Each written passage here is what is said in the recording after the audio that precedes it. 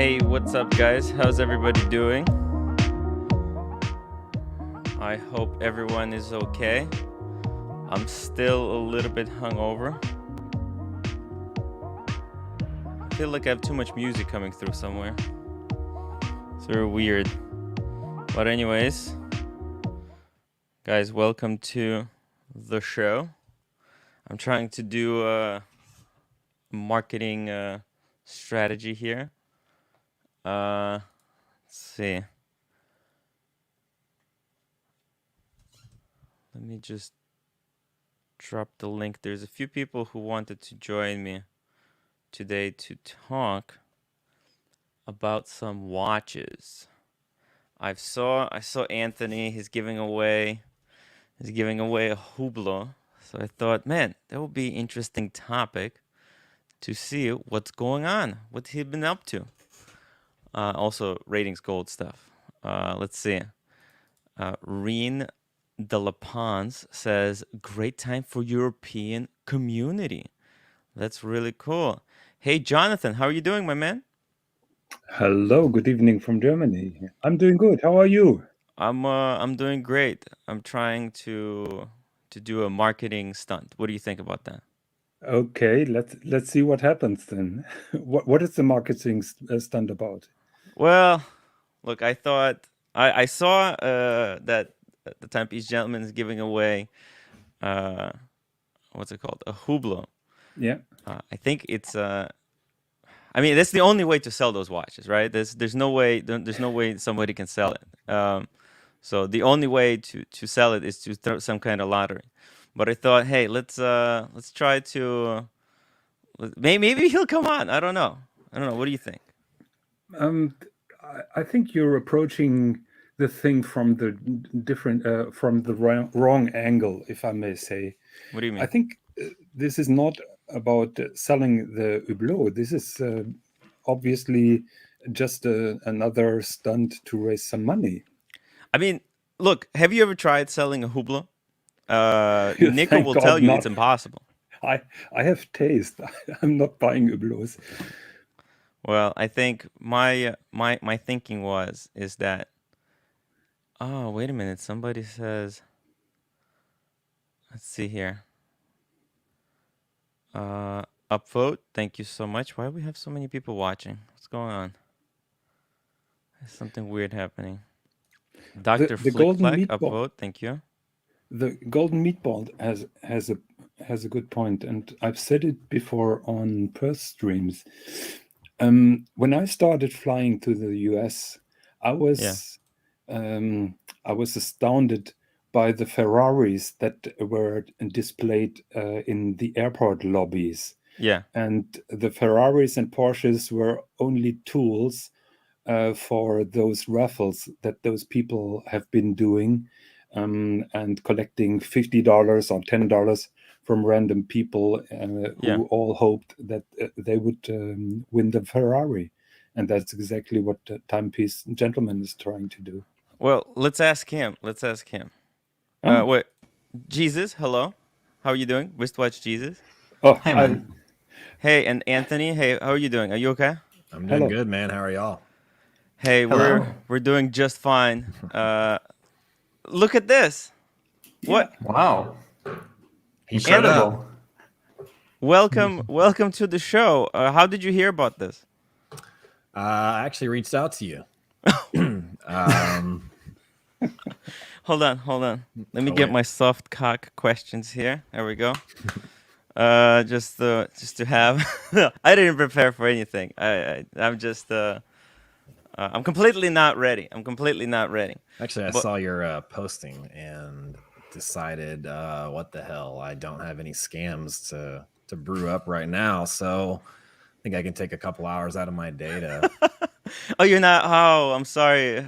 I thought you were busy running some kind of another scam. I did that last night. I took you. Oh, you did it last night. Okay. And have you recovered from your charity work, Anthony? What do you mean recovered? Recovered sounds like I did something like I. No, there's a lot of work. It was a lot of work. A lot of work, and packing those packages and everything. Yes, we recovered. Couldn't think of something quick enough on that one. So yeah, we recovered. Hey, and we got Showcase. James, welcome to the show. How are you doing? Yeah, not bad. How are you guys doing? We're doing Hey, good. just about okay. By the way, chat is going bonkers right now. Chat is a little bit too Chat excited. is losing it. Yeah. Hey, welcome everybody. Welcome to the show. We're just gonna talk some watches. We got Superlative ATX $2. What if we just all got along? Exactly. Yeah.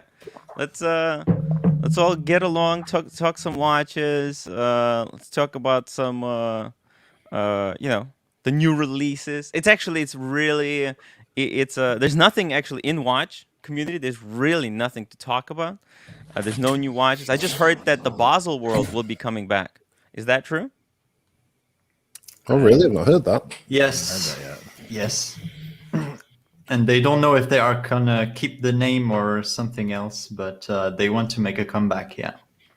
Wow. Will Rolex be back? Ooh. That's a very good question. Now, Anthony, have you ever been to Basel?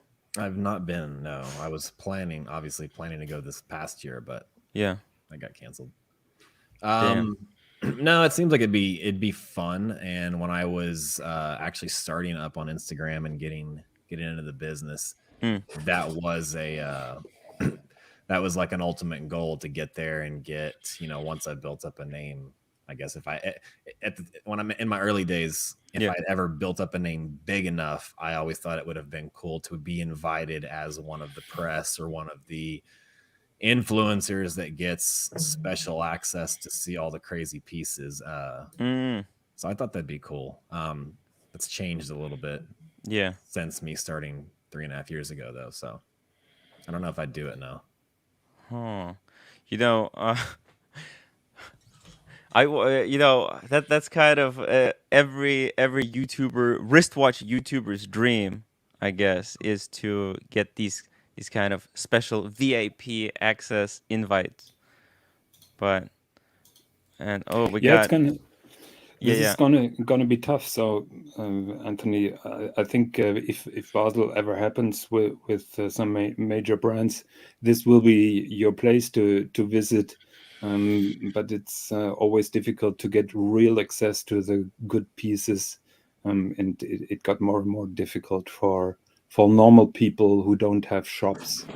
And you have a shop, but you're not an authorized Rolex dealer, or you're not an authorized Patek dealer. So it will be difficult to get to see the good pieces by Patek unless you have a good relationship to the social media management. Right. Yeah. Yeah, when I was there's a guy I used to follow. I quit following him because all of his stuff changed. Damn, he's got like 2 million followers or something. But when I was coming up, what was his name? Watch something.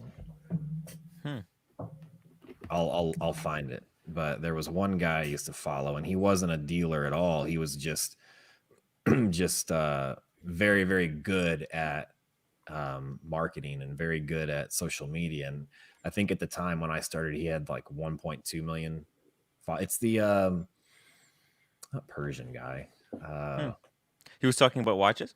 Talking about it was big. It was big on watches. Whenever I first started, I quit following him after he started converting from a lot of watch content to like it was like luxury.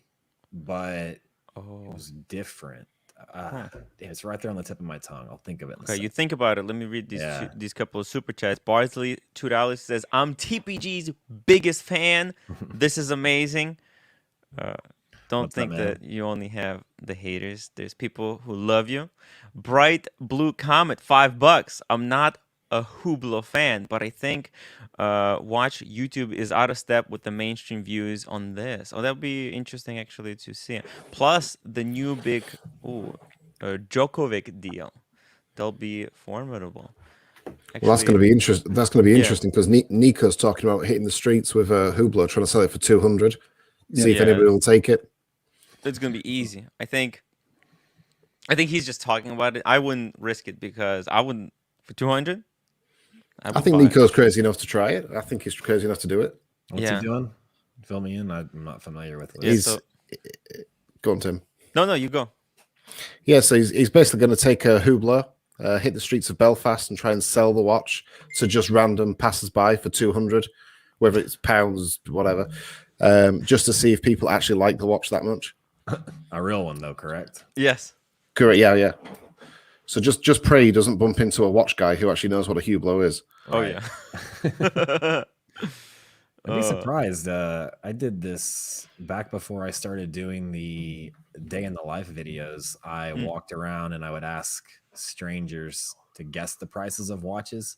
Ooh. And you'd be surprised, and we couldn't film, or we couldn't show. Maybe I asked 20 people and only 5 of them would go on the video.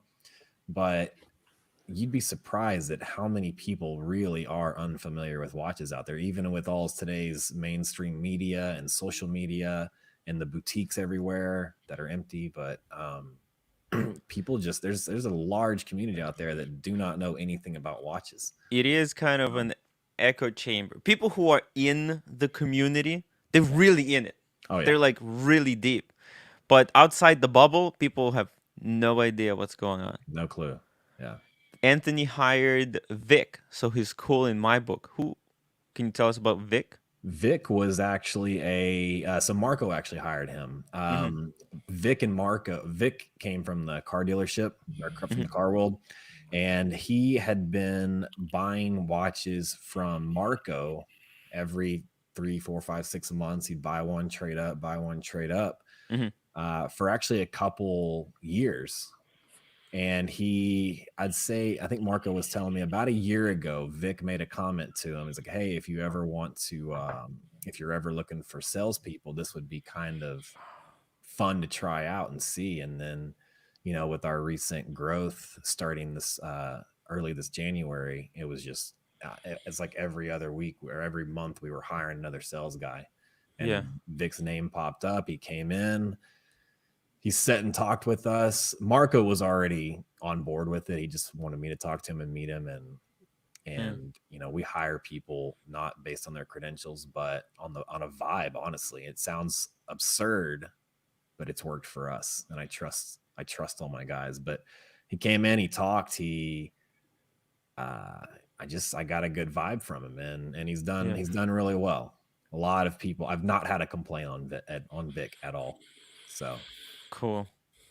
Awesome. Wings and Watches, $10. Thank you so much. Awesome stream, and hello to the panel.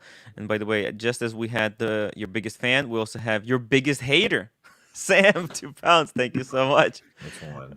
Welcome. Oh, yeah. Welcome to the stream.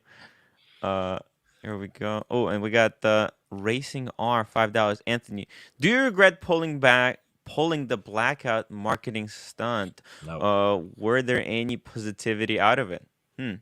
I would say if I were to count 200 videos with my name on it on YouTube. Yeah. Tell me where I failed.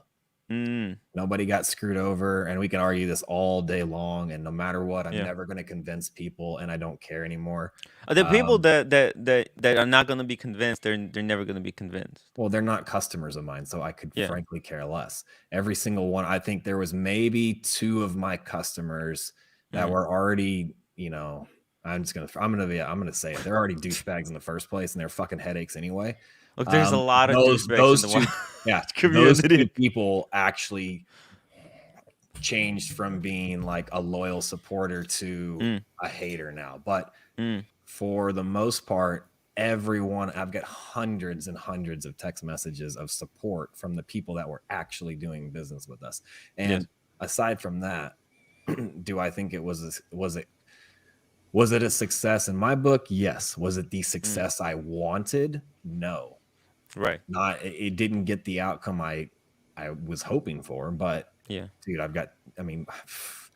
if I were to count, I wish there were a way for me to track how much money all you guys have made by putting my name in your YouTube videos. I made a lot of money. I got to be honest. I made a lot of money. I've seen some videos with my name in it that literally didn't even talk about me. They just put my name in the title to get clickbait. Get the clicks, which I don't mind. I love it. Hey, I love the fact that Anthony, people can use my name and my channel to Anthony, promote it. this is not only about you. The question is, how much harm did you do to the business of consignment, for example, to customer confidence and so on? I didn't do any harm. I don't think I did any harm. I rose awareness, because guess what? That could have, and I said this in my video, that could have happened at any point in time. The difference is I didn't actually fuck anyone over. Nobody had to get, it's like America or the world is just, we only take drastic change on things when something bad really happens. We always have to wait until there's a massive school shooting to put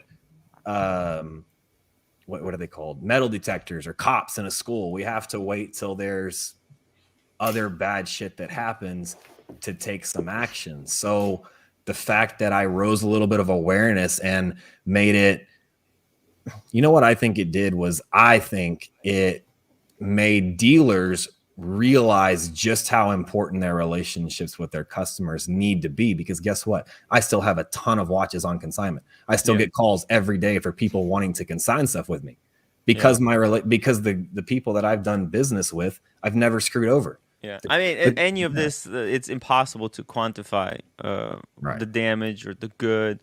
In the United States, actually, we rarely learn. We rarely learn from our mistakes. But and in my interview with Paul Thorpe, I said, if I seriously hurt any dealer's business or cost you money, reach out to me and let's talk about it, and let's talk about how I can make it right for you. Do you know how many dealers reached out to me? Probably none. Yeah. So I either didn't hurt any dealers like they thought I did, or they just don't care about their business enough already to do something about it. Anthony, your goal was not to raise awareness from the customers for the business. Your goal, I guess he's saying it was a side effect.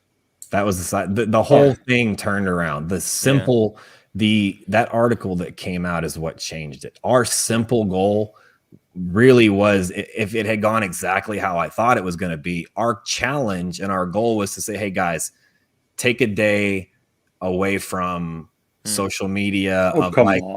Come on, Anthony. I mean, come on, Anthony. This is a little bit too simple. Come on. Too simple? Your goal. Then you tell me what my goal was, since you know my business. Your goal was with the blackout to raise awareness, to raise your viewer numbers, and to stir up a marketing scheme. That was your goal. Your goal was that marketing scheme. Thinking about their lives. But what was I the need to get through some super marketing? chats, guys. Well, just 1 second. I need to get through the super chats because the thing is going to explode. And I got Lefty, 100 SAR. Anthony, do you buy watches from outside the United States? I do. It's just the typical person wanting to sell me a watch from out of the country wants to sell it to me because they're not getting the prices they want over there. And because the market's so high outside. But when you factor in import duties and cost of shipping and insurance, it's the same for me there. I can buy outside the States. It's just sometimes, depending on what country it's coming from, it's a logistical nightmare. And it just doesn't make sense. Got Boba Hotep with $10. Timepiece Gentleman. Nice to see you on Tim's live stream. This may be a long shot, but if you need any professional and discreet midnight cattle rustling services, I'm your man. There you go. We actually have a farm in Howe, Texas, where I went to high school, and I think we have, I don't know, like 50 head of cattle. I don't know what rustling is because I've never even seen the cows. I don't go out there, but maybe, I guess. If my dad ever calls me, I'll make sure to hit you up. Yeah, let's find out what that is. Yeah. Thank you, Bobo. We got Mr. GMT with $5. What the flip? Timepiece Gentleman in the house? That's right. Thank you. Omar, $5. Have the charity watches been sold? And can you prove the money has been given to charity? Actually, I think you sold one in the last video, right? I've actually sold all 5 of them. We've just not put it in the videos yet. Oh, okay. Stay tuned. It's coming up. There we go. Are you still serving at the? You actually look at my website now. It does show I think it actually went live this morning. It should show the active numbers from the prices of the watches that sold, plus our 5% donated from July's sales, which was just over $8,000. and we're actually cutting those checks out tomorrow, so it'll be in not Tuesday's video, but the following week's video. Okay, there you go. Humble Pine, $10. Oh my God, just checking in. A little something for a Nick and Sam's dinner. I will be heading to Sizzlers. We'll check back in later.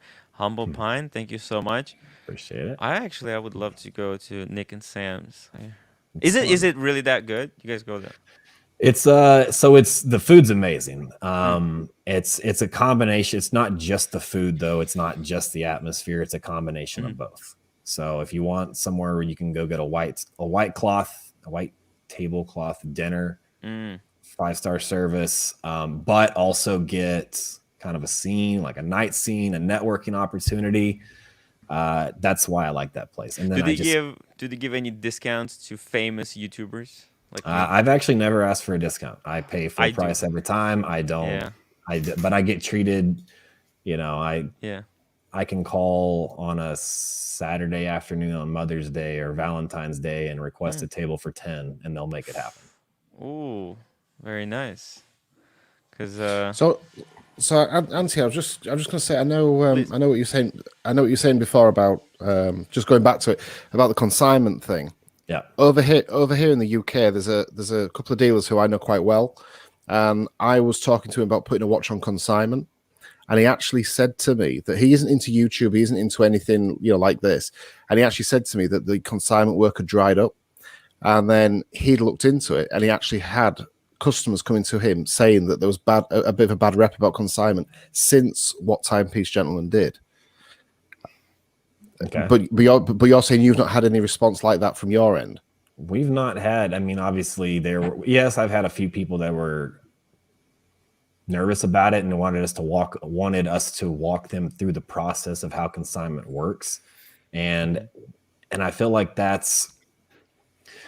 if people are hesitant to buy it, it's because one, they're not reaching out to the dealers and asking them what their consignment process is like, and vice versa. The dealers they're not portraying that to their customers well enough. Now, I'm not saying that what we did didn't affect it at all. Yes, it affected it, but not to the extent that people are blowing it up on the internet. Like I've just completely ruined the consignment world. Again, it comes down to relationships. It comes down to, you can't just throw an ad up on your website and say, we do consignment, and expect people to call you and want to do consignment after what happened. You're actually going to have to put some work into it.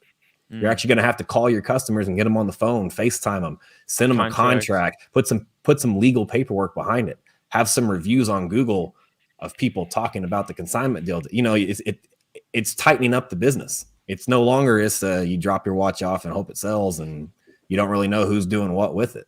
So, yeah, actually, that could be possible. I mean, a lot of people who give their watch on consignment, they don't realize that. Like when it all went down, I did some like researching about consignments and kind of how actually. I mean, it could be really dangerous, especially if you do it with a business that might go out of business, and what will happen to the piece if you consign it.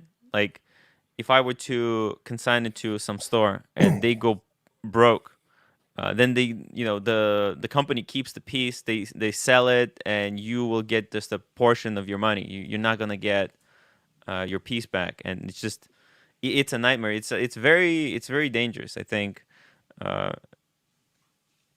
I know if none of that happened, I wouldn't be kind of researching it. And I'm still wrong on all of this. That's why having contracts and really good rules so important. But the contract is not as good.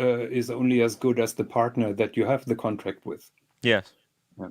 That's where it also comes down to reputation, because a contract is it's a piece of paper that you're going to take to court and fight it. And if someone wants, and I'll just say it like this, if I'll use me as the bad example, just paint the worst scenario possible. Yes, please. Use yourself as the worst example possible. I have no problem with that. Yes. Okay. You send me your $40,000 watch on consignment. Okay.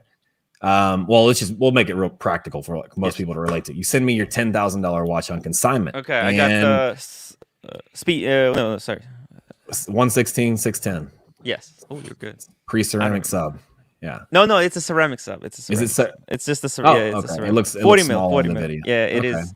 116. I'm known for wearing small watches. Okay. I like got them it. as small as possible. Lady size. Okay. Got it. Please got go. it. No, I like that. I have the no date. Nice. Okay. You send me your watch on consignments. Value on that watch right now is 12.5 to 14. Mm-hmm. We sign paperwork, blah, blah, blah. You're covered head to toe. And then I get in financial trouble. Yes. Or I disappear with your watch. What do you do? Vanish. What do you do? You sue me. Yeah. I Cool. try to sue, but you're nowhere. Try to sue me. Try to sue me. Well, let's just say I'm here. Oh, let's just say let's just say I file bankruptcy. We find you All at right. Naked Sam's. That's where I'll be. Yeah. That's where I'll be. You've got all this paperwork to back it up. Now it's going to be a battle in court. Now what's going to happen there? You got to hire an attorney. I've got to hire an attorney. Yes. I got a free on, attorney. I'll get them on YouTube. That could work since you've got a personality. You may have someone wanting to represent you, but I doubt it because unless they're just somebody new trying to make a name for themselves, that's where you've got to look. Find an attorney that's young, hungry, and nobody knows who the fuck he is. So he needs to make a name for himself. And he's into watches. Stay on top. And he'll work pro bono. Yeah. Okay, so you take me to court. All right, well, I'm going to get an attorney also, and depends on whether I'm really bankrupt or not. But right now I'm not bankrupt, and I have a lot of money to throw at an attorney if I had to fight this in court. I'm going to push it off, and I'm going to keep dragging this out and dragging it out and dragging it out and dragging it out.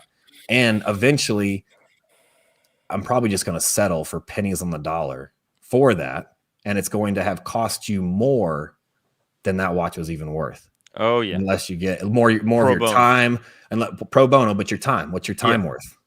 My time is worthless. Yeah. Okay, well then it's worth as much as I'm doing here getting the super chats. That's but what that all worth. But the whole point of that is a contract, even a contract at the end but of the day. But if my time was not worthless, then yeah, I understand. Yeah. Like if I had a job and stuff, that would be a totally different conversation. I mean, people make serious money. If it was James, for example, on the other side, the showcase, right? Yeah, it would be a disaster. So what about now? How would people approach this situation now? You talk to your clients, man. We walk them through the process. We follow up with them on a weekly basis. Again, a contract doesn't matter what a contract for anything. It's going to be drug out in court. It comes down to your relationship with your customers. And like I said, we still have tons of consignment. We still have people calling about it because they trust us. We've never screwed anybody over. Yeah. We don't give anybody that vibe. We are not, we don't hide it from anyone. We're not, what is it? Have you ever called somebody and try to get some answers and they're just very generic answers? We don't give that. So my advice for consignment is call someone that you've built a relationship with. Call someone that you've and not somebody who's just showing off on YouTube. You talk a lot of shit, but you don't show your face.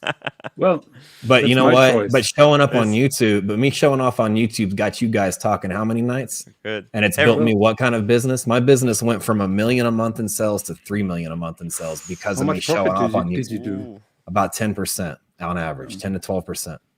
Because in a video you said you're doing 500 per watch. No, I said that literally in one video. I say, okay, I'll clear this up too. Whenever I talk about a $500 or $1,000 profit margin in my business, for the way we work, that means if you call me up and I don't have a specific watch in my inventory, I have to put out a call to a dealer to find that watch. You're going to pay for that watch before I do. I only mark it up $500 to $1,000 based on the price value, average, based on the price of that watch. If it's a $5,000 to $15,000 watch and it's a Rolex, those are what the margins are, because there's a million other dealers out there also trying to get that watch too that can get it at the same price I can. The difference is I also charge sales tax. So there's, let's say you want to buy a $10,000 watch. I can't mark that watch up $2,000 and then charge you sales tax on top of it and expect to keep your business, because there's some other dealer down the street that's only been doing this 6 months that hasn't figured all the taxes and stuff out, that's going to mark it up $1,000 and no taxes. So he's going to get your business. So when people keep referring to $500 and $1,000 margins, that is not my margin on every single watch I sell. I make $500 on a watch. I make $5,000 on a watch. I make $10,000 on a watch. I have a watch right now that it'll never go on YouTube. No one will ever hear about it. But if the deal goes through, I'm going to make $150,000. That's great for you, but Anthony, let me put one. Let me just get through these super chats, Jonathan. No, just no, a no. second. I'm sorry. I don't enjoy that he's saying that I'm talking a lot of shit. I didn't say everybody likes to talk that you shit. do, and I think Wait, we should. because I'm sorry. I have to because my chat is getting deleted. Yeah. I'm sorry. See, I missed a whole bunch of super chats because of I was going so slow. But the stuff, did you or did you not sell me a 90K scratched AP? I've sold $500,000 scratched watches, and we've disclosed that they were scratched. And Bud, actually, whenever you reached out to Mike to talk about that, we offered many different solutions for you to fix that. We actually asked you what you wanted us to do that, and you were a bandwagon junkie that just wanted to have your voice heard and talk about it in all these super chats. Fair enough. Bardsley, $10, and your Anthony, your videos / company image start to improve when you make big steps back when you drop those weird raffle videos. In my opinion, hope you're feeling better about your brush with COVID. Yeah. Much better with COVID. Yeah. How are you doing after COVID? I'm much better now. Yeah. It was rough, but that's what I get. Had to go through it eventually. Yeah. As far as the raffle, we want to get into that. Let me just catch up with the chat, and then we'll talk a little bit about the raffle. Wings and watches, $10. Question for Anthony: where do you draw your inspiration from for timepieces and overall experience? Where do you want to see yourself in 5 years? Keep moving forward; things will work out. Appreciate that. 5 years, multiple offices, an actual show. I don't know. That's a long way away. Multiple offices, multiple cities, customer experience. I want, the experience that Rolex ADs and all them try to fake giving you.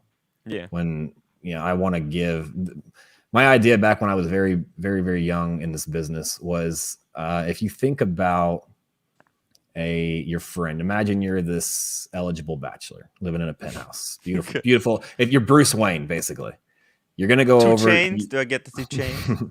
I just always imagined that, you think Bruce Wayne's penthouse, it's posh, it's elegant. He's got an amazing watch collection. And you're my friend, and you're coming over, and you're just going to sit, and we're going to hang out, and we're going to have a drink, smoke a cigar, talk watches, and you're going to buy a watch from me personally, and then go on. And, that's an experience. Ideally, that is the experience I ultimately want to give to a customer. It's just that comfort, whether it's a $1,500 watch or $1 million watch. I want them to I'd like them to get the same experience. I missed this. Tim, can we just give Jonathan a right of reply? Because in 1 second. Sam, because I missed like a whole bunch of super chats. I have to apologize to people because I'm going so slowly. And the thing is just going insane. Sam, £2. You definitely give people that vibe. Anthony, I'm not sure what that was referring to because I'm so slow. Is that a good vibe or a bad vibe? I don't know. It's maybe some people get a good vibe, but other people get a bad vibe. I think actually it depends on which side of the community we're talking about. Jamie, opulence, €2. Tim, man up. Don't sell your soul for money. I'm selling it for super chats. It's different. Let's see. I missed so much. Wait a minute. Oh, here we go. Lefty199, SAR, $100. Anthony, my read is that you are trustworthy. I would put money on it, but you are a bit arrogant. I get that. A lot of people say that. What do you think? Are you a little bit arrogant? I think that it Did fame get to your head? Yes. No, it didn't. Arrogance comes with the nature of social media and what it's come to. Yes. And if anyone's actually ever met me in person, Tim, I'm going to be in New York on Tuesday. I believe you're there, right? I live here, yes. All right. Brooklyn, Alfred and I will be in New York on Tuesday. If you're around, I don't drink, but they do. Why don't we meet up for a drink? Okay. And you give me your answer. All right. Am I arrogant on social media? Yes, you have to be. Because now the times have changed. And I'm not the first YouTuber doing the watch stuff, and I'm not the loved, boy next door watch dealer. I don't know even how to say it, I've become somewhat of a villain. So guess what? Yes. You change. You fit to play that role, and you keep people talking, and that is how social media works. That's so true. I think a lot of people thought that about Nick, right? Nico Leonard, right? Because his YouTube presence is so tailored for the YouTube algorithm at what needs to be done to kind of get the clicks to actually make an entertaining show. Nobody wants to watch a nice guy talk watches, right? Like me. That's why I get bad ratings. Toyota Mode, $2. Let Jonathan speak. Yeah, we're getting to it. We're getting to it. Dr. Flick Flag, at Anthony.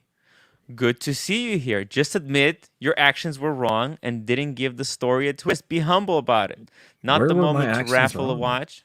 Shows you're passionate watch guy and come back stronger.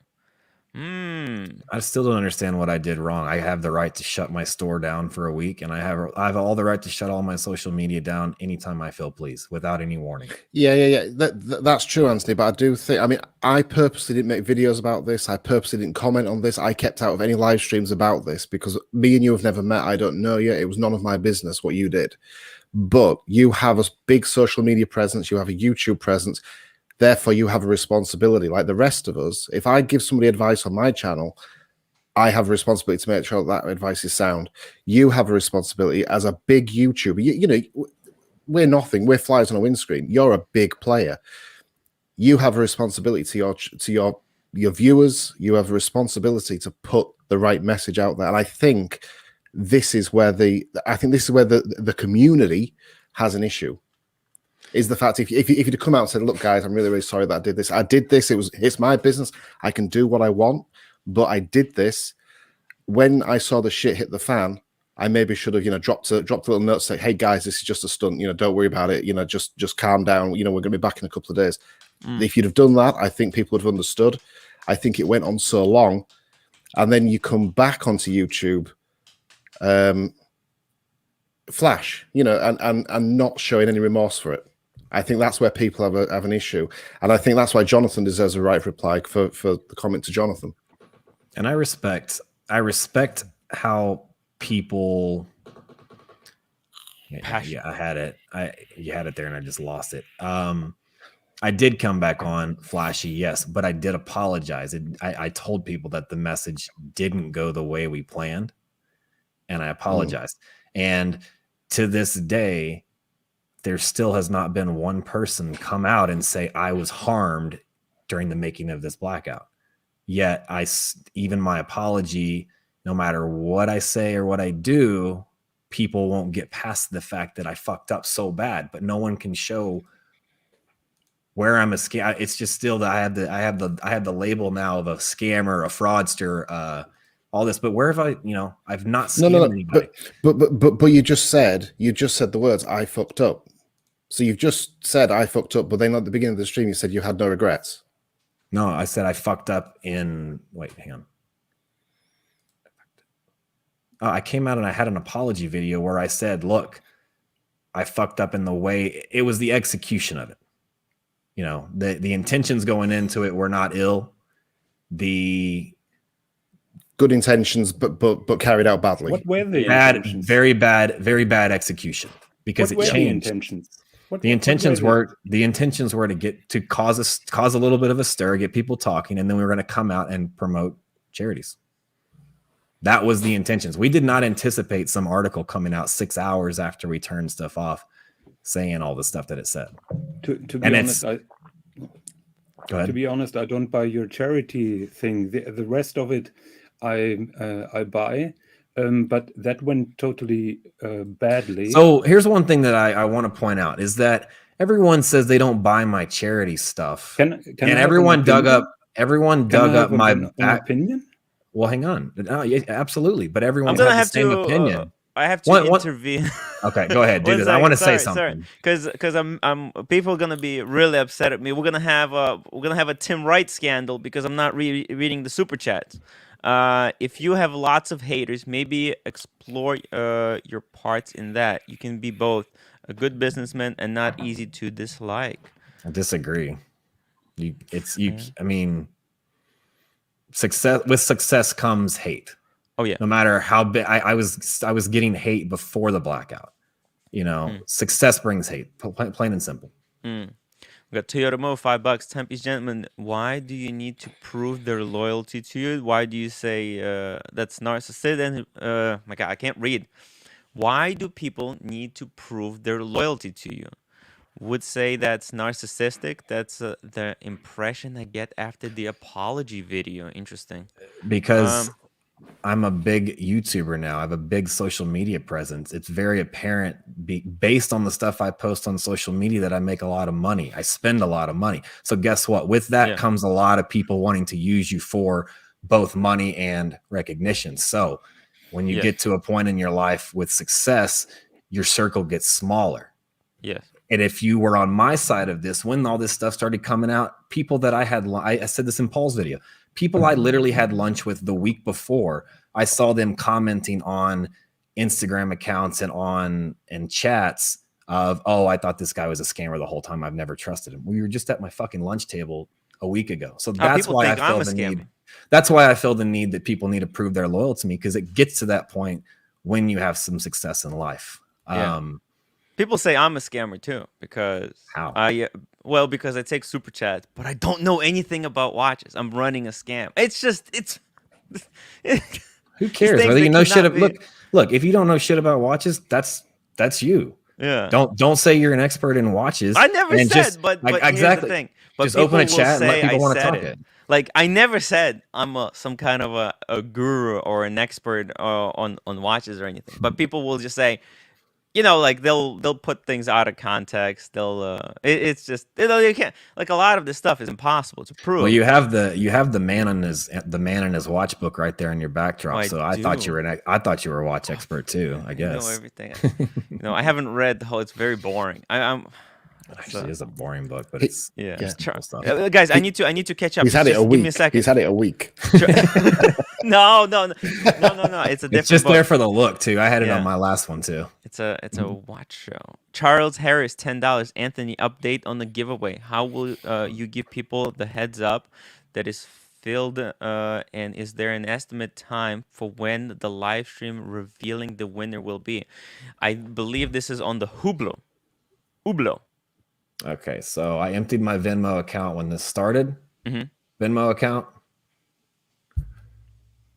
14. Let's see. 1 second. Let me put it full screen. It's not. Hang on. It's not gonna focus because it's your face. You have to put it over your face, and that way, because the camera uses your face. No, you have to bring it closer. Now bring it closer. There you go. Closer. It's like 16,000 something.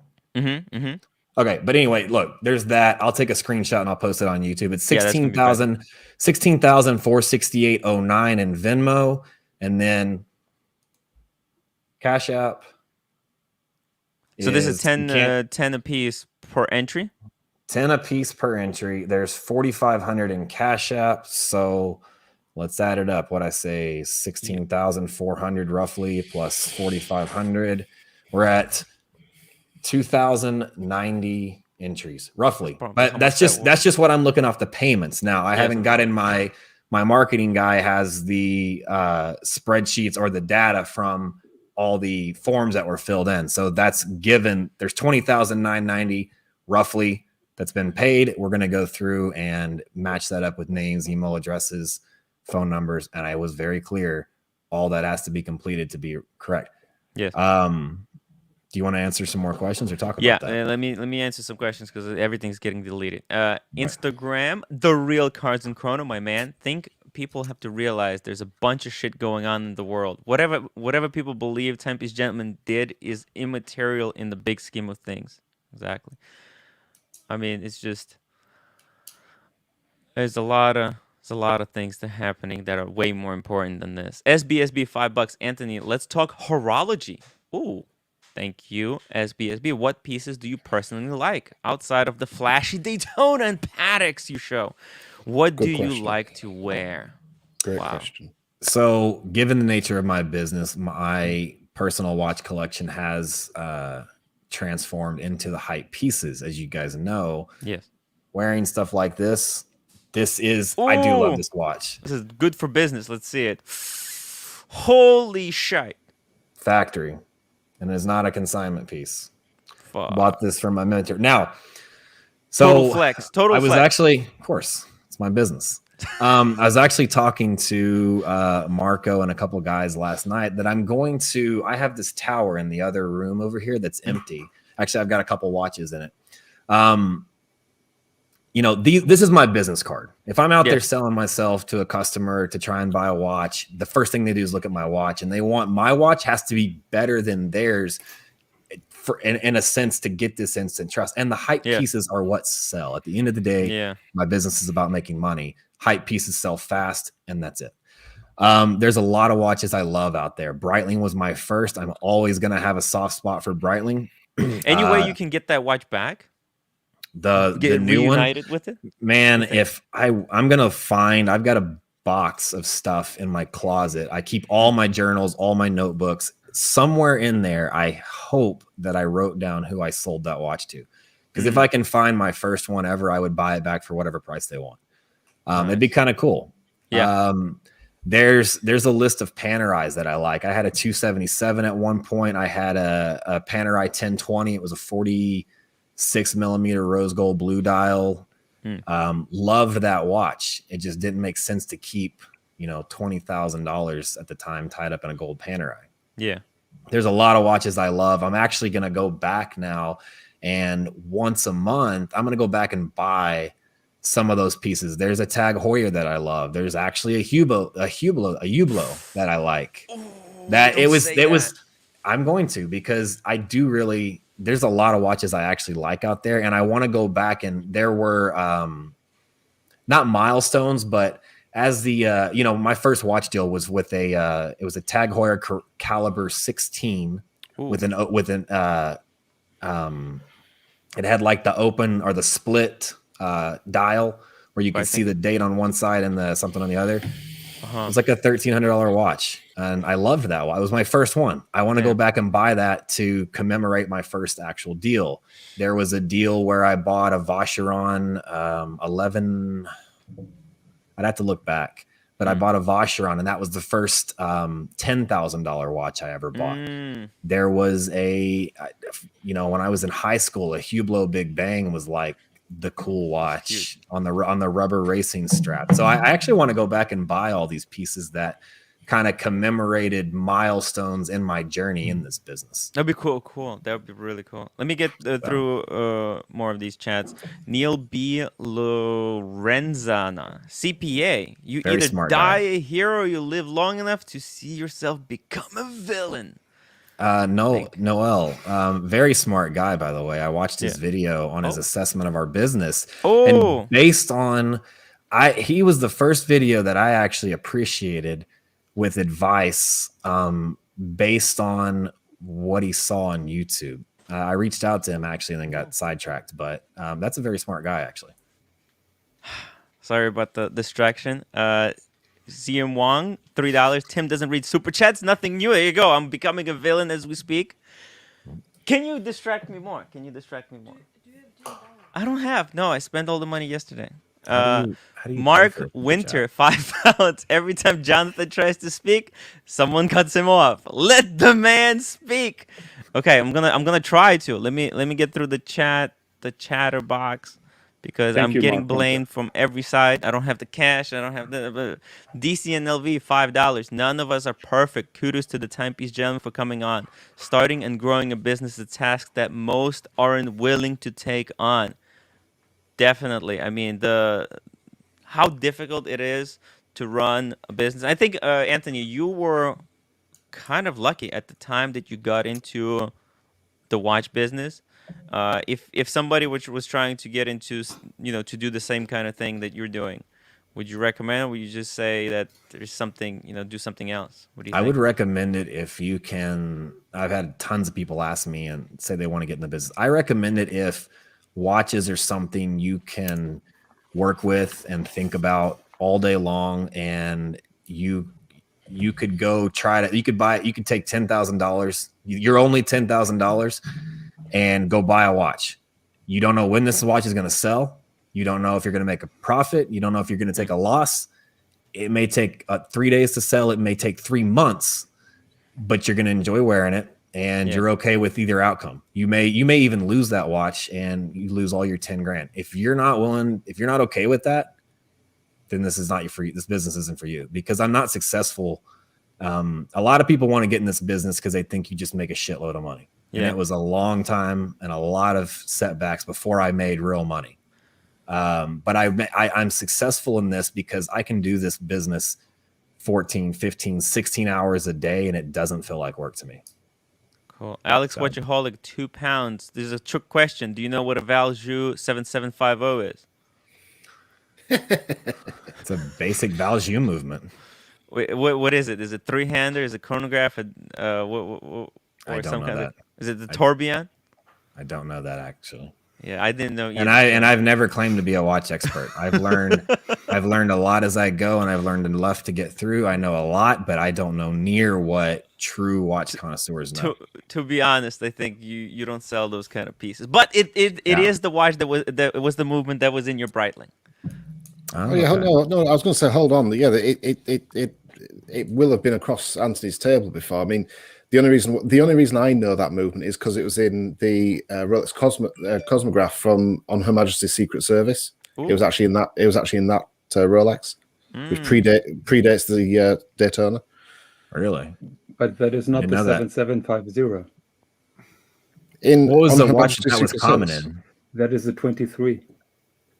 Was it 23? Yeah. Ooh. Manual. 7750 is automatic. Here. Boba Hotep, guys, I'm sorry.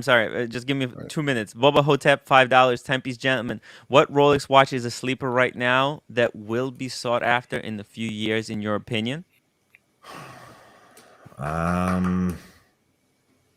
Anything. There's not a specific one, man. Look for stuff with unique dials, unique markings, very, very limited.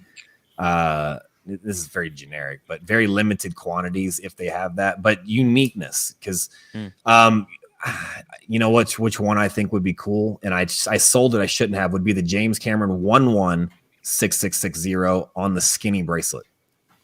Ooh. Before they did it for one year, I believe. Yes.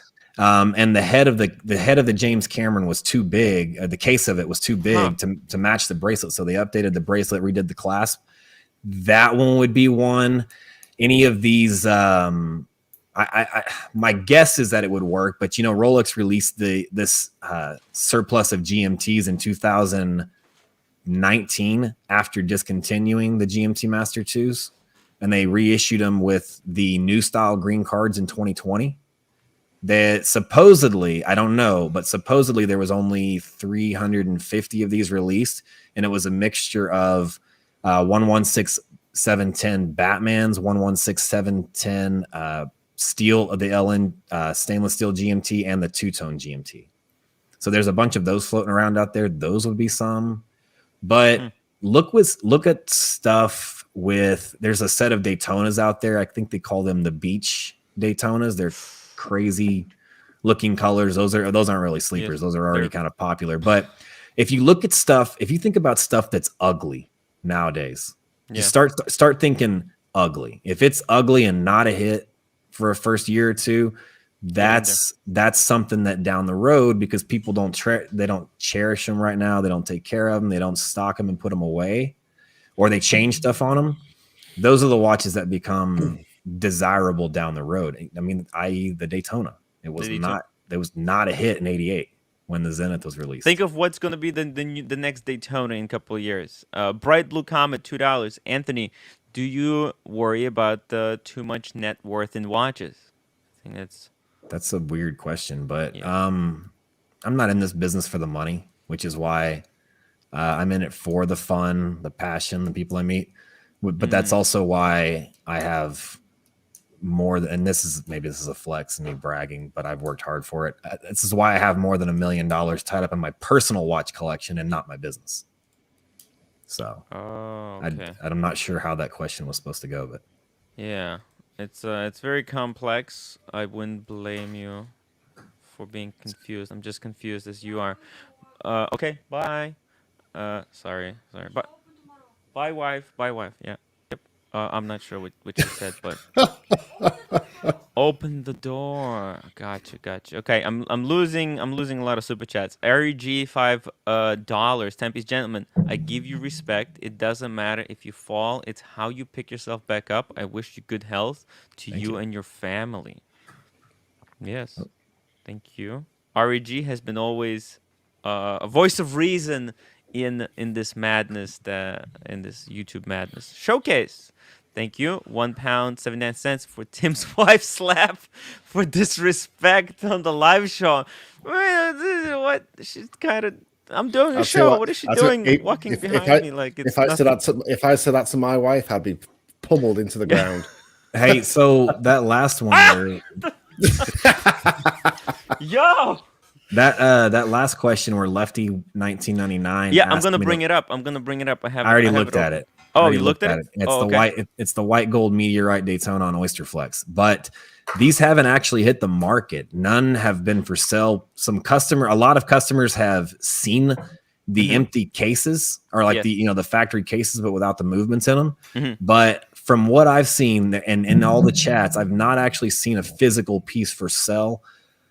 Where this thing's going to sell, it's impossible to know, but I'll say like the regular white gold Daytona on Oyster Flex, I think it trades in the either high 40s, low 50s right now. The meteorite, probably right out of the gate, they're probably going to ask high 50s for it because high 50s, maybe even 60. You'll probably see some ridiculous prices like 65 because of that meteorite dial. Yeah. I see that as a high 50s watch right out of the gate. High 50s. Yeah. The rose gold and yellow gold on a bracelet, I see those right out of the gate at 70, 75, maybe more. Ooh, that's right close to the John Mayer. Superlative ATX $5 better buy. Which one is the better buy? Explorer 2 Polar aftermarket or Vacheron Overseas Silver at retail? Vacheron Overseas all day. Wow. Vacheron, if 4500 Vs, any overseas perpetual calendars, you're seeing the quality. I had a perpetual calendar. I sold it to make room for my new one.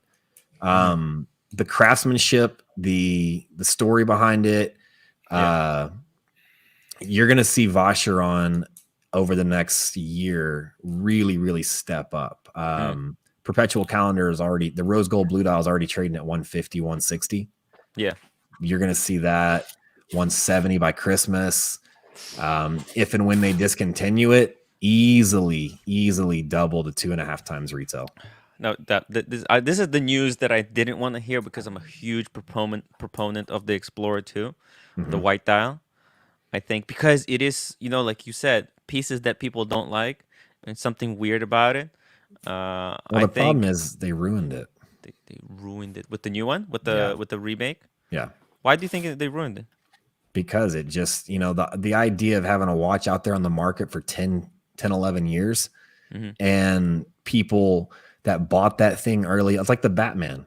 People that bought that thing early on and held on to it and watched the value of these things climb and climb and climb and climb and climb. And then you introduce a new one that's just a slightly bit different. And from the naked eye, you can't tell the difference.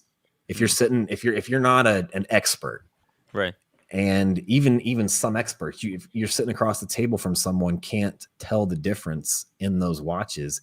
It completely kills the potential value that watch would have brought with, like the Batman, the Explorer 2, if they would have not come out with a very, very similar,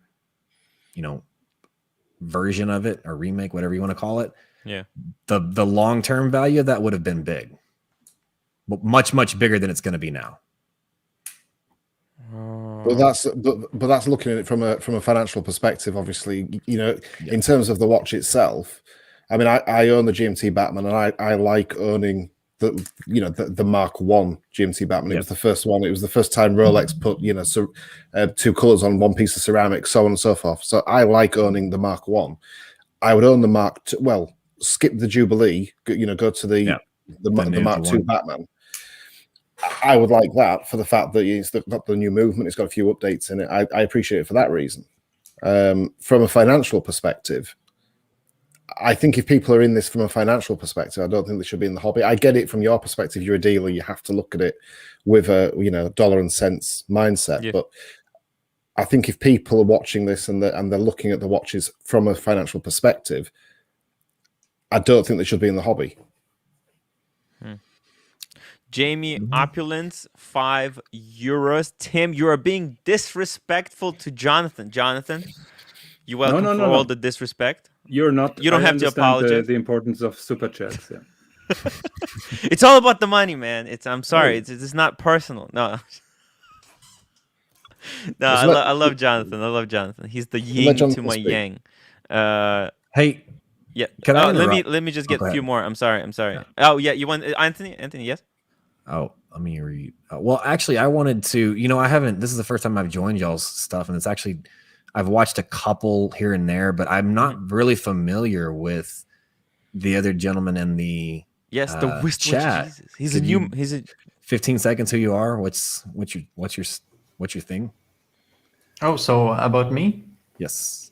Oh, so I just joined this live stream adventures maybe a month ago, and I think it is pretty fun. But my thing is more talking about watches and less about drama and everything.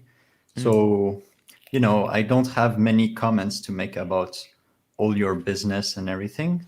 But I would love to talk watches if we get the opportunity a bit later, maybe. Absolutely. Yeah. Okay. Yeah. Absolutely. We'll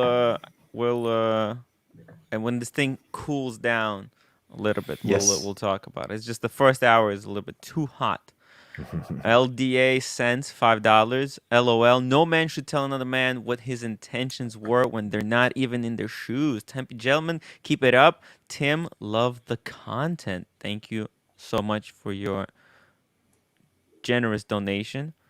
I really appreciate it, guys. Everyone who's super chatting. I'm sorry I'm not able to catch everything.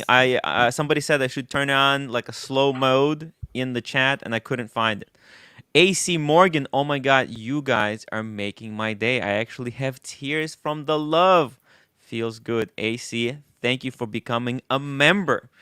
Memberships really help me stay on top of the YouTube and continually bring you content like this.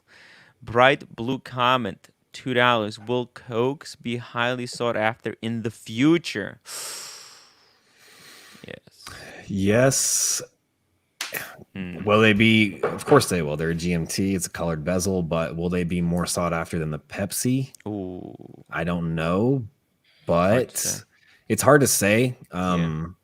Pepsis have been so hot for so long that it is actually possible you could see kind of a change in the shift where, because people haven't, what a lot of people did and what I've experienced is people would buy the Coke or they'd buy the regular GMT and replace that bezel with the Pepsi bezel. So I think, I don't know. Vintage is not my expertise. That's a Marco question. But if I were to take my best guess, I would say that down the road, you're going to find a lot of 16-710s without the original Coke bezel because they had them replaced. So that could make, it could. It really could, because trends can only last for so long. Yeah. Nick, £2. Take Anthony to K-Town karaoke. Do you know how to sing, Anthony? I'm horrible at singing. Okay, me too. So we're even. Let's go. Fuck it. Yeah, let's Wait, go. Can we cuss on there or no? Yes, we can. Okay, cool. Lefty 199 100 SAR. I had one in my hand this morning, and it is out of this world. Anthony, Meteorite Daytona in white gold. Yes, So I think September is what I was told was when they will be actually at the ADs, and at about mid September is when they're actually going to be sold. Because I have several really really good clients that when these things hit the shelves and they are available to purchase, they will be the first to get them, and they haven't told me they've gotten them yet. I think mid-September. I think ADs are getting them. Cool. I've got an opportunity to check one out way back when these watches were just announced, and my mind was blown. It's the Space Panda. It's the best thing I've ever seen in my life. Bud the Stud, $5. Anthony, can you not see why people grow angry waiting months for 2K while you're on your Rainbow Daytona and Lambo? All flash, no cash. I don't have my Lambo yet. It'll be 3 weeks. So What are you driving right now? not a Lambo. Hold on, no. I drive Uber. I drive Uber. It's a legit question from Bud the It's Stud. an important question, yes. So Bud got paid, and Bud is who we've already talked about that just wants to throw his name out there and stir up shit and get some recognition.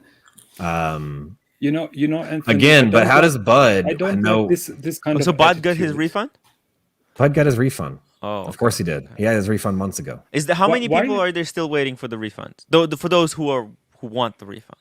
35, I believe, because it's 35 PayPals that I was trying to refund, and my PayPal was locked up. Oh, yeah. Anthony, why is it necessary to call names and have that arrogant attitude? Because wait. But the Stud was a client of yours, obviously. He trusted you with 2,000. He got it back in the end.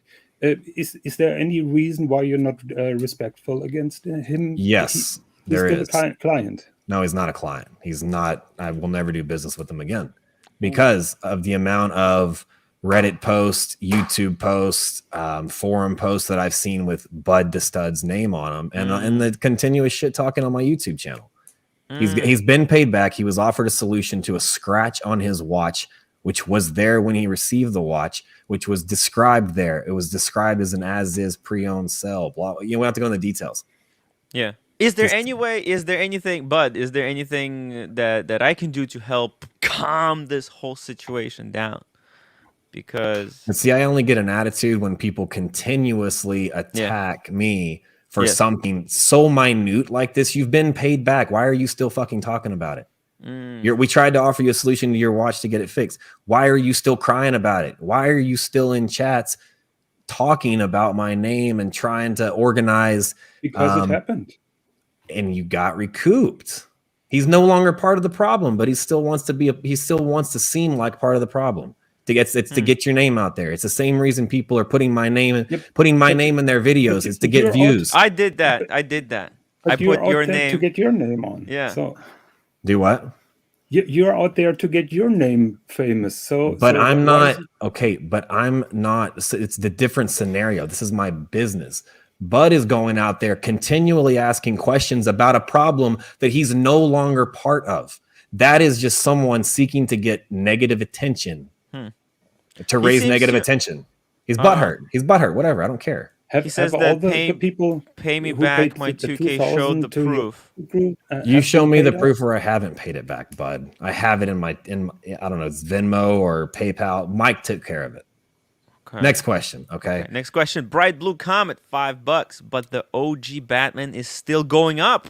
I bought a 2015 a year ago. On the Bob's watches, I guess, for $15,600. Now they're selling OG Batmans at minimum of $18K. But they should be at 22 to 24. And it's because now there was not enough difference, right? Now you can get a 126 for that. You can get a 126 for 21, 22.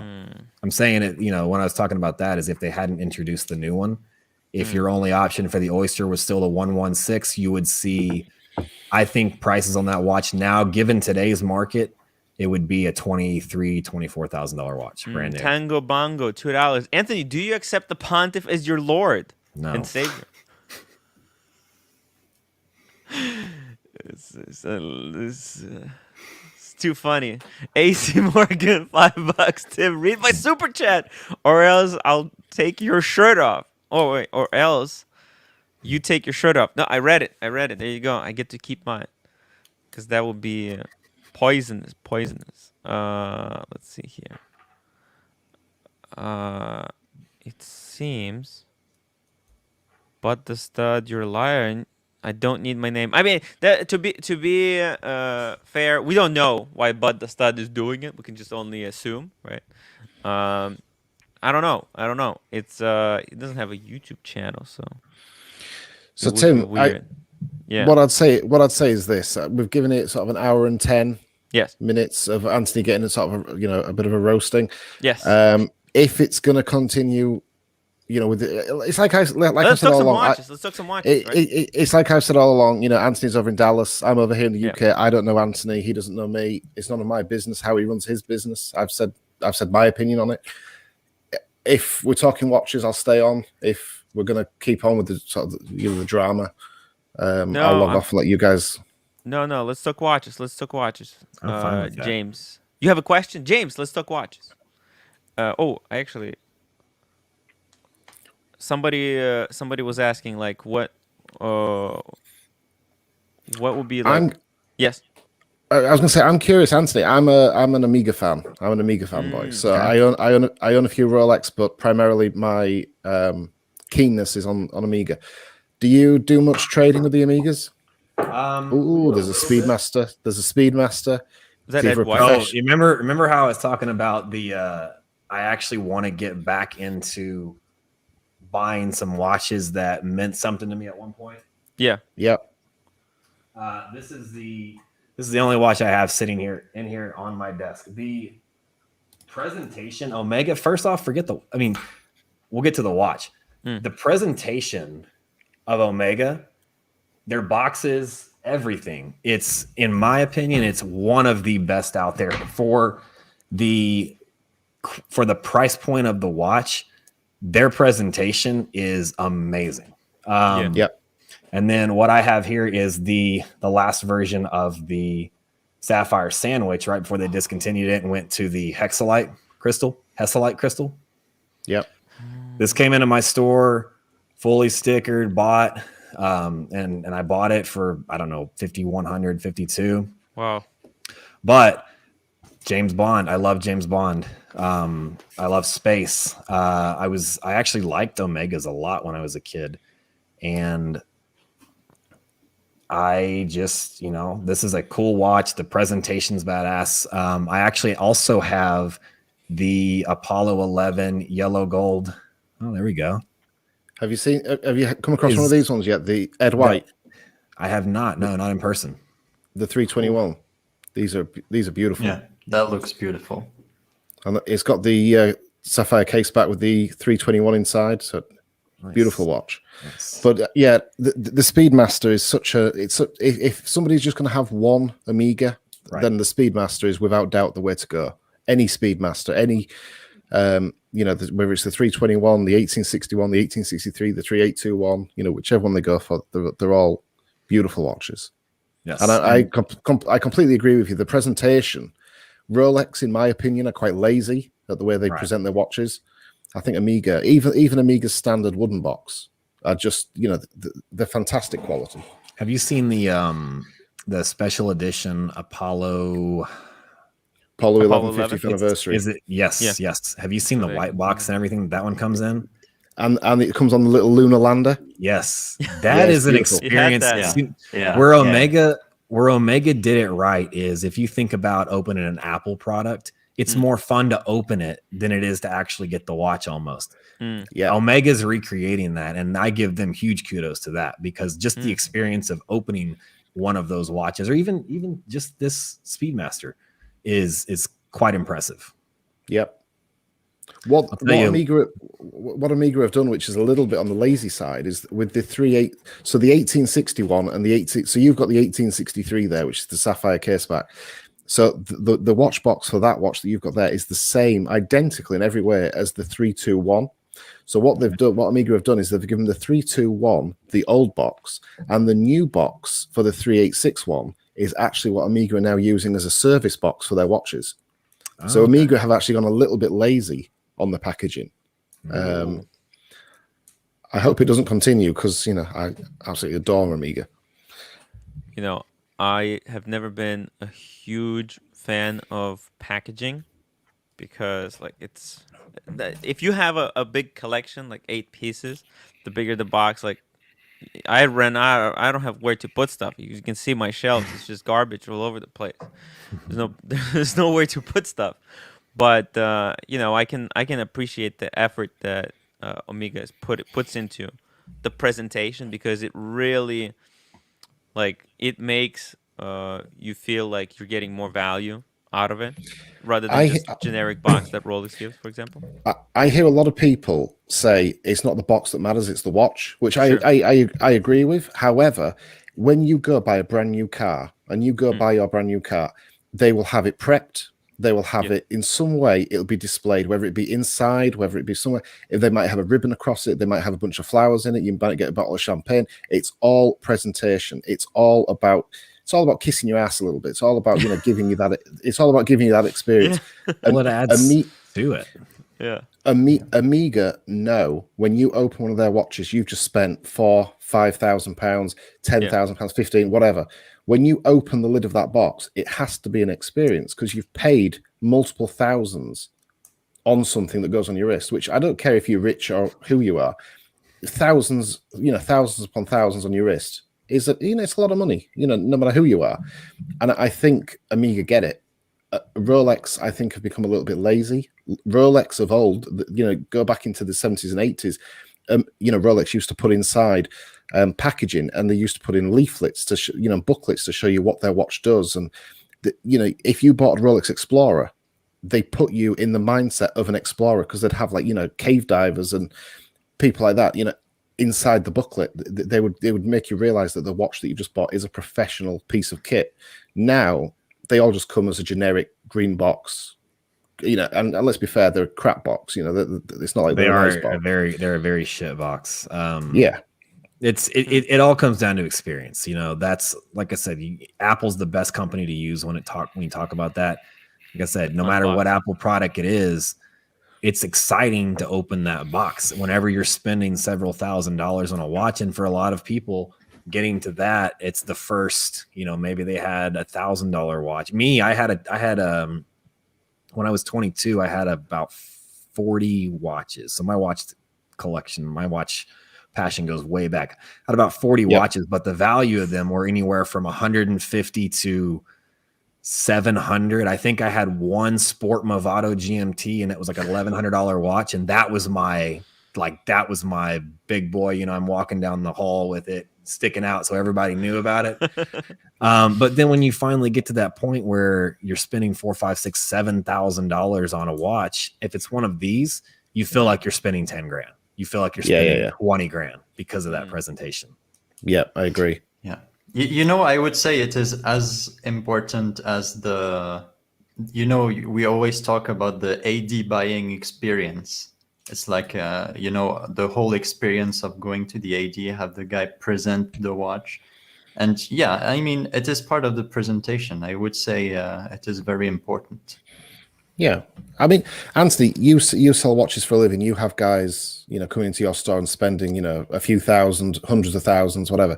Do you do any sort of special presentation? Do you present it in any particular way? Is there anything special that you guys do to give the customer that, We don't. So to be frank, to be frankly honest, we have so much volume, and so our business moves so quick, and Marco and I are gone a lot that no, we don't. We don't give out champagne. We don't do this private room gallery, but we've also never shown that that's what we do.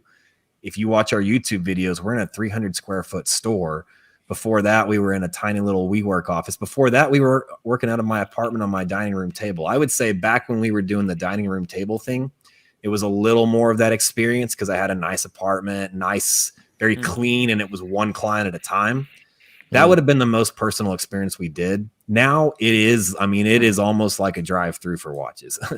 But the thing with our clients is they're okay with that because the clients that come in and buy, they're just honestly, it's like if I were to come meet any of you, if I watch you guys' channels long enough, no matter how big or small you are, there's a perception of seeing someone on a screen, whether it's on YouTube or on TV, that in itself is an experience. So we're going to get to that. We're not going to make it cheesy. Like, I don't buy into the whole feeding you champagne and wearing a suit and all that to butter you up to sell you an overpriced watch or get you to buy something you don't want. Mine's more our experience is more, hey, come in, let's chat, let's talk, let's be talk real, sit on the couch, let's bullshit a little bit. And then you buy your watch and go on about your day. But that's the experience for us right now is more just people meeting us in person. And to be honest, there's also a threshold when you cross the 25. It doesn't make sense until you get there. But when you cross like the $25,000 mark on watches, nobody cares about the experience anymore for the most part. I've got guys that come in and buy 50, 60, 70, 80, $100,000 watches. And it's a matter of, they look at it, they try it on, we size it, they're gone. Yeah. I mean, it's easier nowadays for me to sell a $100,000 watch than a $5,000 watch. But it goes back to that. You've got to build that. The guys that are at the $100,000 watch, they've already been through the experiences of the 3 and the 5 and the 10,000. They've already had them all. Now they're just busy. So in our new store, we're going to have a more curated, personalized, but still comfortable experience. But you do ring the gong, right? You still have the gong? We set it aside. Somebody kept messaging me wanting to buy it because he kept seeing it in the video. It was kind of weird. Like I respected it, and he was very adamant about it. But I was like, "Come on, man! I'm not selling the gong. Like, just get online and buy one." And but we have it set aside, and some clients will come in there. They're like, "I'm only at the end." They'll be like, "Oh yeah, I'm only gonna buy this if I get to ring the gong," and we'll pull it out, set it up there, and again, that's part of the experience. They love it. It'll be in the new store. Nice. So, we have two more hard-hitting questions, and I'm gonna only bring up watch questions, guys. Okay, please let's just keep the super chats to watch questions. The real Carson Chrono is asking, how's your Timepiece Gentleman? How's your relationship with Nico, Watch Eric, Paul, Roman? Has it been impacted? Are there going to be any collabs soon? All I can say is that just stay tuned. Cool. And Tim S. Okay, this is the last time I'm gonna bring this up. Bud told you why he's posting. He wants his 2,000 back. If Anthony refunded, he can end this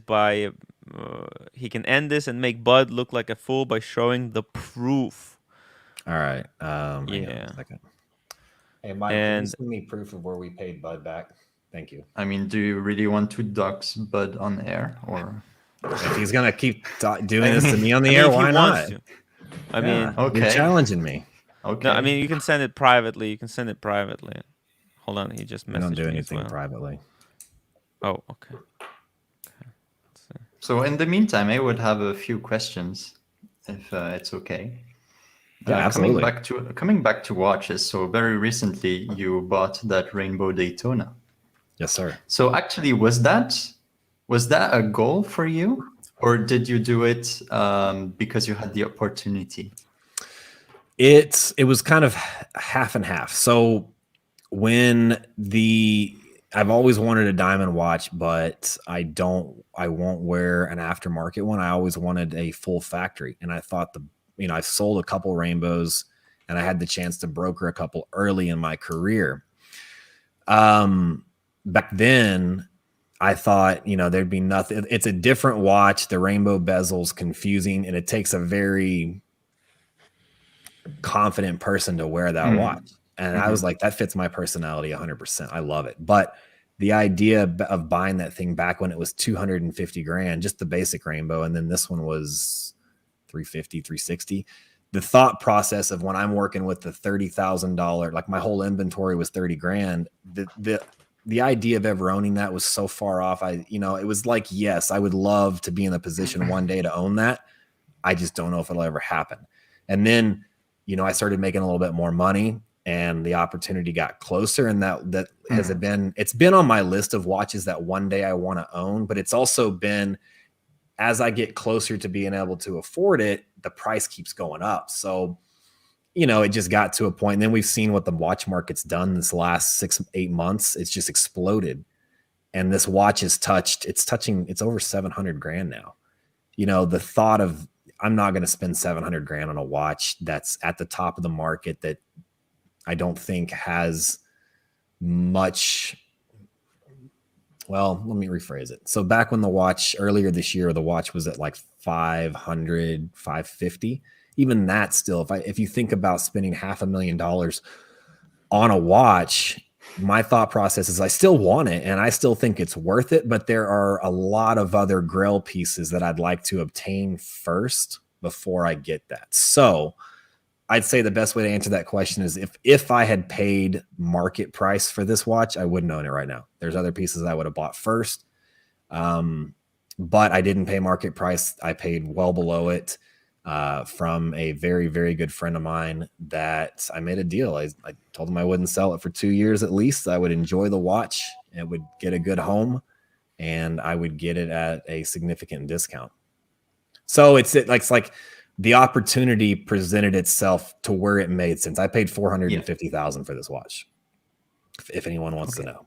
Yeah. But it's just, that is the kind of thing where you also do have to think, I love watches. There's a lot of watches I want to own that I don't, and I've bought a lot of watches that I've lost money on because I love the watch. My MB&F perpetual calendar that I just sold, I lost 30 grand on that, selling it back to a dealer I bought it from to make room for this.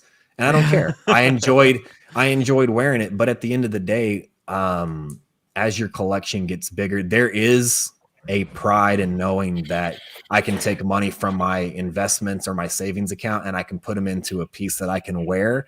And I'm not only going to get my money back, I'm going to make some money on it. So, you know, you can't ignore the financial side of watch collecting because we can try pretending like finances don't matter, but when you got $1 million in a watch collection, you're not going to enjoy. I don't. You've got to have a lot of money to put $1 million in a watch collection that you know is going to lose half its value. Yeah. McLovin, $2.79. Why does Bear have a wrench? Let's just keep it peaceful. So I have cool. There's a few more questions. And then let me just read this one and then you'll go. The Watch Guy Inc. $7. Anthony, I want to applaud your perseverance and your ability to weather the storm. A word of encouragement. Keep moving forward. Thank you, Watch Guy. I appreciate that. Thank you, Watch Guy. And we got TL $2. Any thoughts on Laurent Ferrier, the next FP Journe? I cannot comment on that. I know nothing about the brand, I'll be honest. Never looked into it. What about FP Journes? Do you have any FP Journes going through? Or? We've had a couple on consignment. I haven't tapped into that market. I don't have a customer base for it. Beautiful, beautiful watches. And actually my the gentleman doing the design on my new store has an FP Journe that's I don't know much about it, but just without knowing anything about the watch, looking at it aesthetically, it's beautiful. FP Journe is quality watch. I think anyone that can that has the financial means to get into some FP Journes should. They're definitely going. Them Vacheron. There's a few other brands like that great watches. Yeah. I don't have that customer base right now. Yes, stay in on this topic for a second. Yeah. You know, we are always talking about our personal collections, but I am very interested into the watch trading, and I would love to know if there is a watch or probably a brand, a watch brand that you wish you had more in your inventory. Aside from the hype pieces, yes, I would say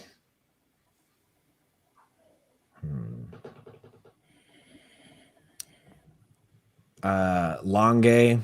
Well, so I consider hype pieces like the hype pieces right now that are our bread and butter: Rolex, AP, Patek, and Richard Mille. Yeah. Everything outside of that, there's stuff climbing. I would say Longue. That's a brand I haven't taken the time to learn as well as I'd like to. I'm trying to stay up on top. You know, we're getting more into Richard Mille, getting more into some crazy APs.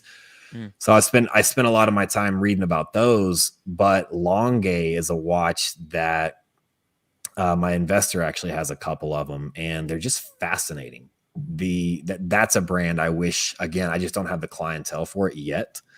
I think what kind of our plans when we get the new store and I take on a little bit more of an investment that I can play with some of these big pieces. I'm obviously going to dump some money into some very, very hot hype pieces, but I want to dump a little bit of money into some Longuets, some more Vacherons, some FP Journes, just so I can have them in my inventory, but more so that I can start learning about those pieces. So you get one hot piece, you start with a hype piece within the brand, and you find a collector that likes that, and whoever buys that from you, you start talking to that guy and find out what they have in their collection, why they like this piece, what other pieces they have that are very similar to that, and that's kind of how you learn the market on those watches.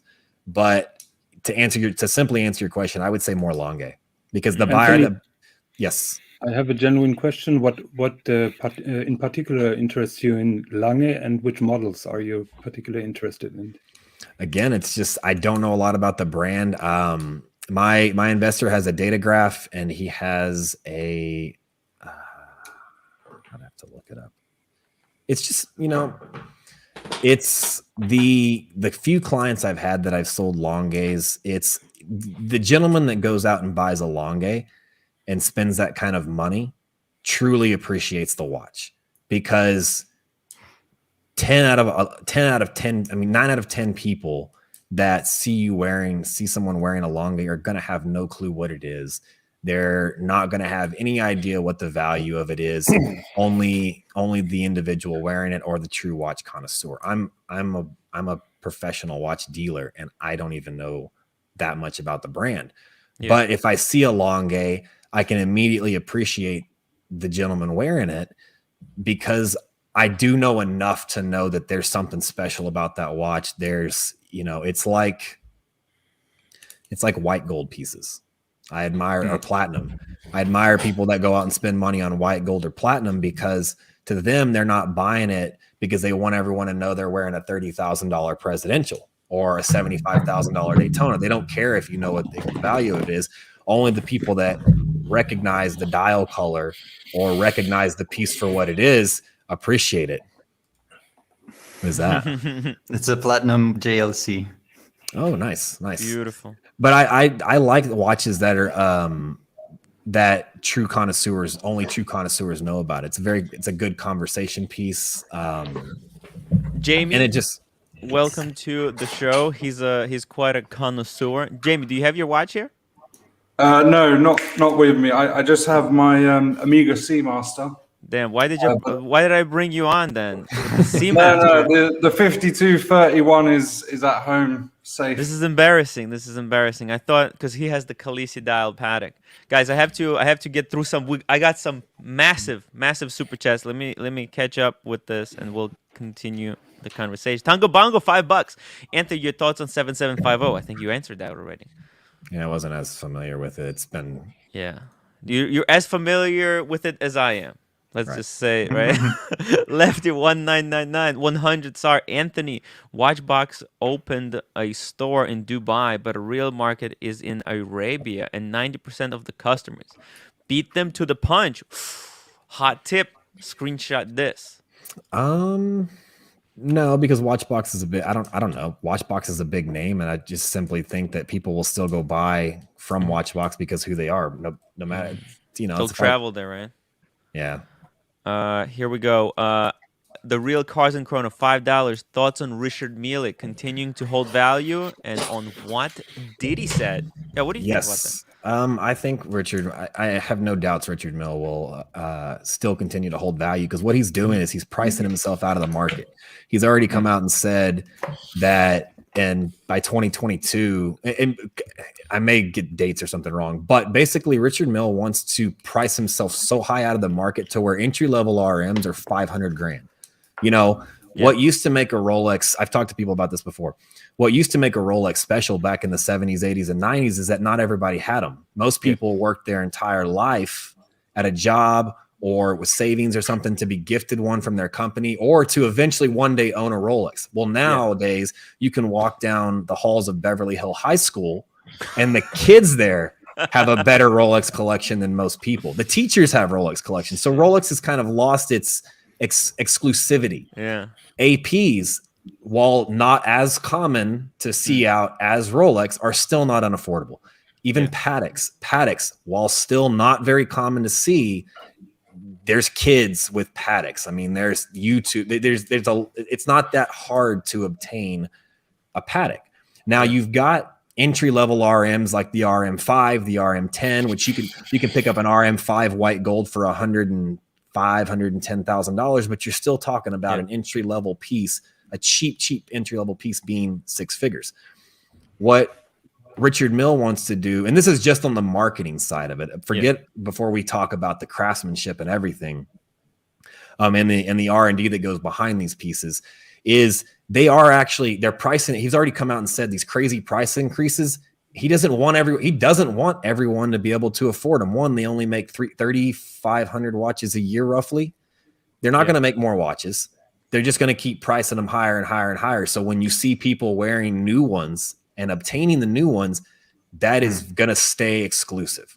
Yeah. I see RM being around a long time, and that's just on the marketing side of it. They control the distribution. They know every single time a watch is most of the time when a high-end piece gets purchased on the primary market and then resold on the secondary market, they know where it's at, and they control it all.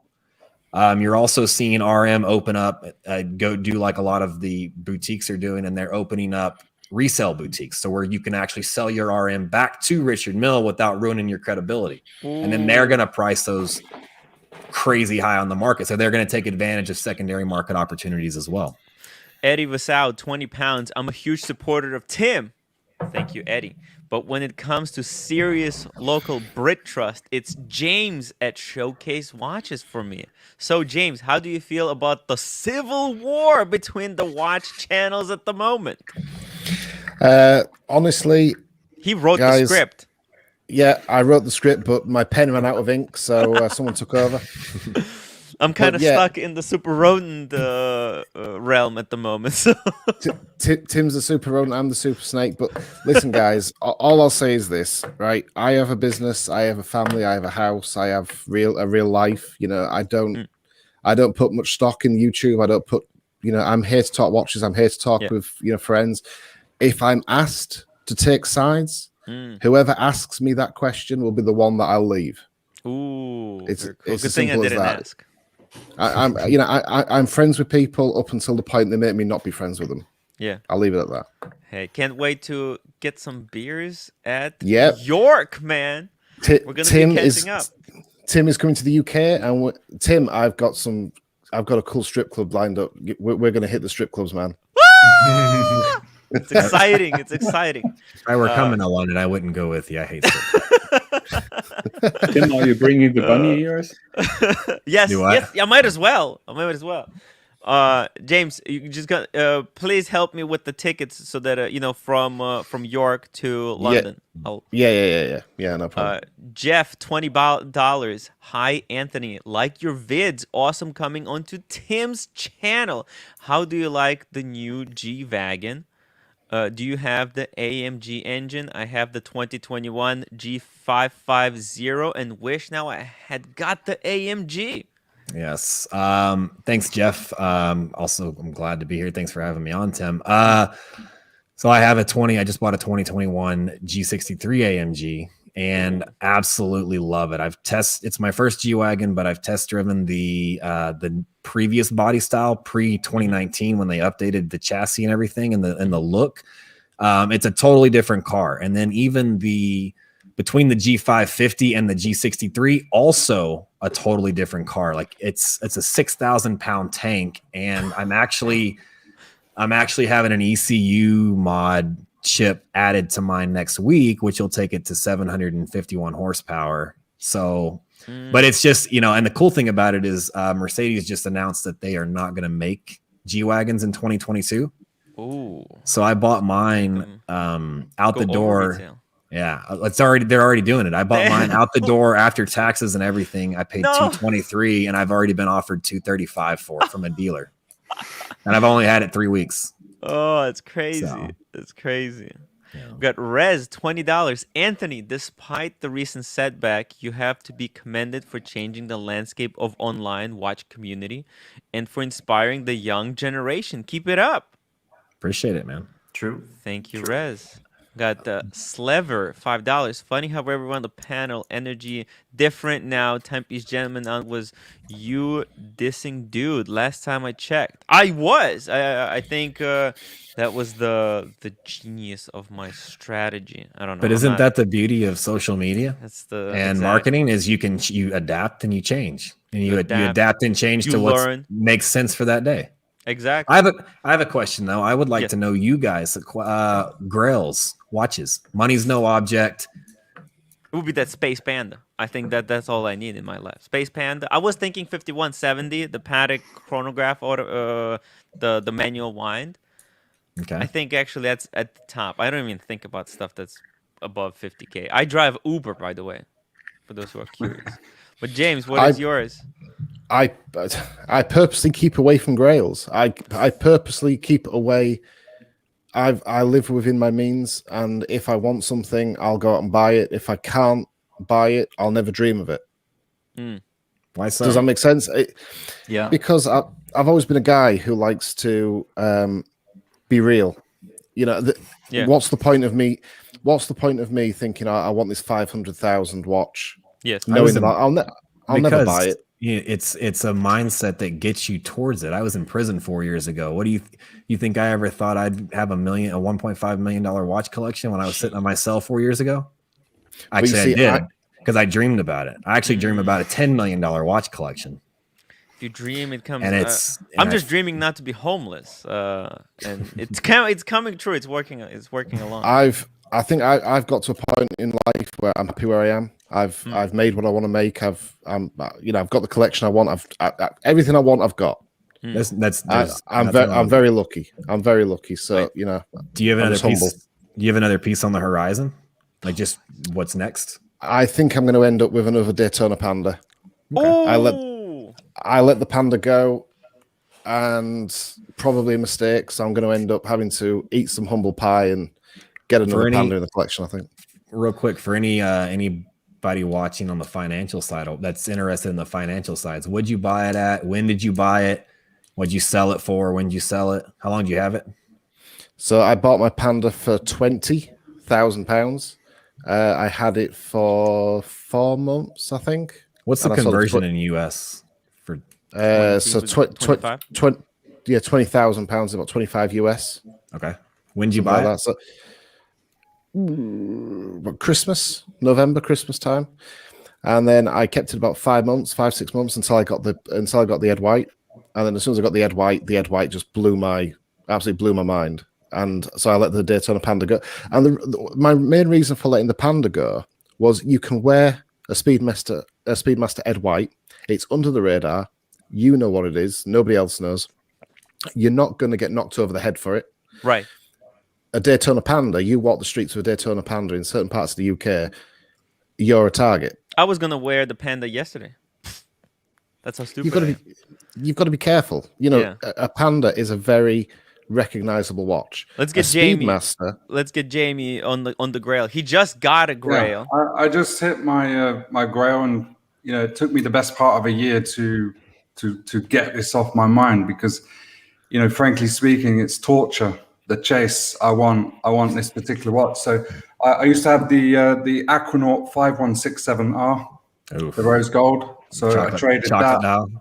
Yeah, traded that with a Patek Philippe Calatrava and also a Datejust, and I'm done. I've got my Grail. Nice. So congrats. Well done. Yeah, 5231. The Khaleesi dial Patek Philippe. The 5167 Rose is until the 5968A came out on the orange strap. The 5167R was my favorite. Was the only Aquanaut I liked. Yeah. It's nice, because there's a lot of hype with that watch. For me, I don't want to be on the hype anymore. I don't want to be chasing these pretty watches. I went for the Khaleesi dial. This is class. This is something that I see myself, having in 30, 40 years time when I'm a grandfather. Let me just chase some of these super chats and then we'll continue. But the stud, very hard to get proof for what you don't have. Fair enough. Bubba Hotep, $5. Timepiece Gentleman, rumor is that Tim has advertising space available on his digital fridge. It's true. Wait, let me show you. It's Is that like an on NFT my on your website. There we fridge? go again. Yeah, on my website, timwrite.com/fridge. I have a refrigerator. And Okay. I sell advertising space. You see, I have David SW here, Pride and Pinion, Just in Time Canada. A lot of people. There's wait a minute. Oh yes. There's some stuff. There's stuff available here. Some of these ads are running out of space. If you're interested in, I can sell you the next spot. There we go. That's Sure. how I make a lot of my money to keep doing the live streams. Yeah, I'll take a spot. Oh, When it'd be one really comes up. cool. Nice. Bright blue This is it. comet. This is Uh, the one second, let me- 5231. Oh, here, hang on one second. I've got something for that question. I'll be right back. Oh, okay. Our rems are very specific. Could definitely fall out of style. Fair enough. Tim, I think a couple of people are asking for links in the chat. I don't know if you're asking people on.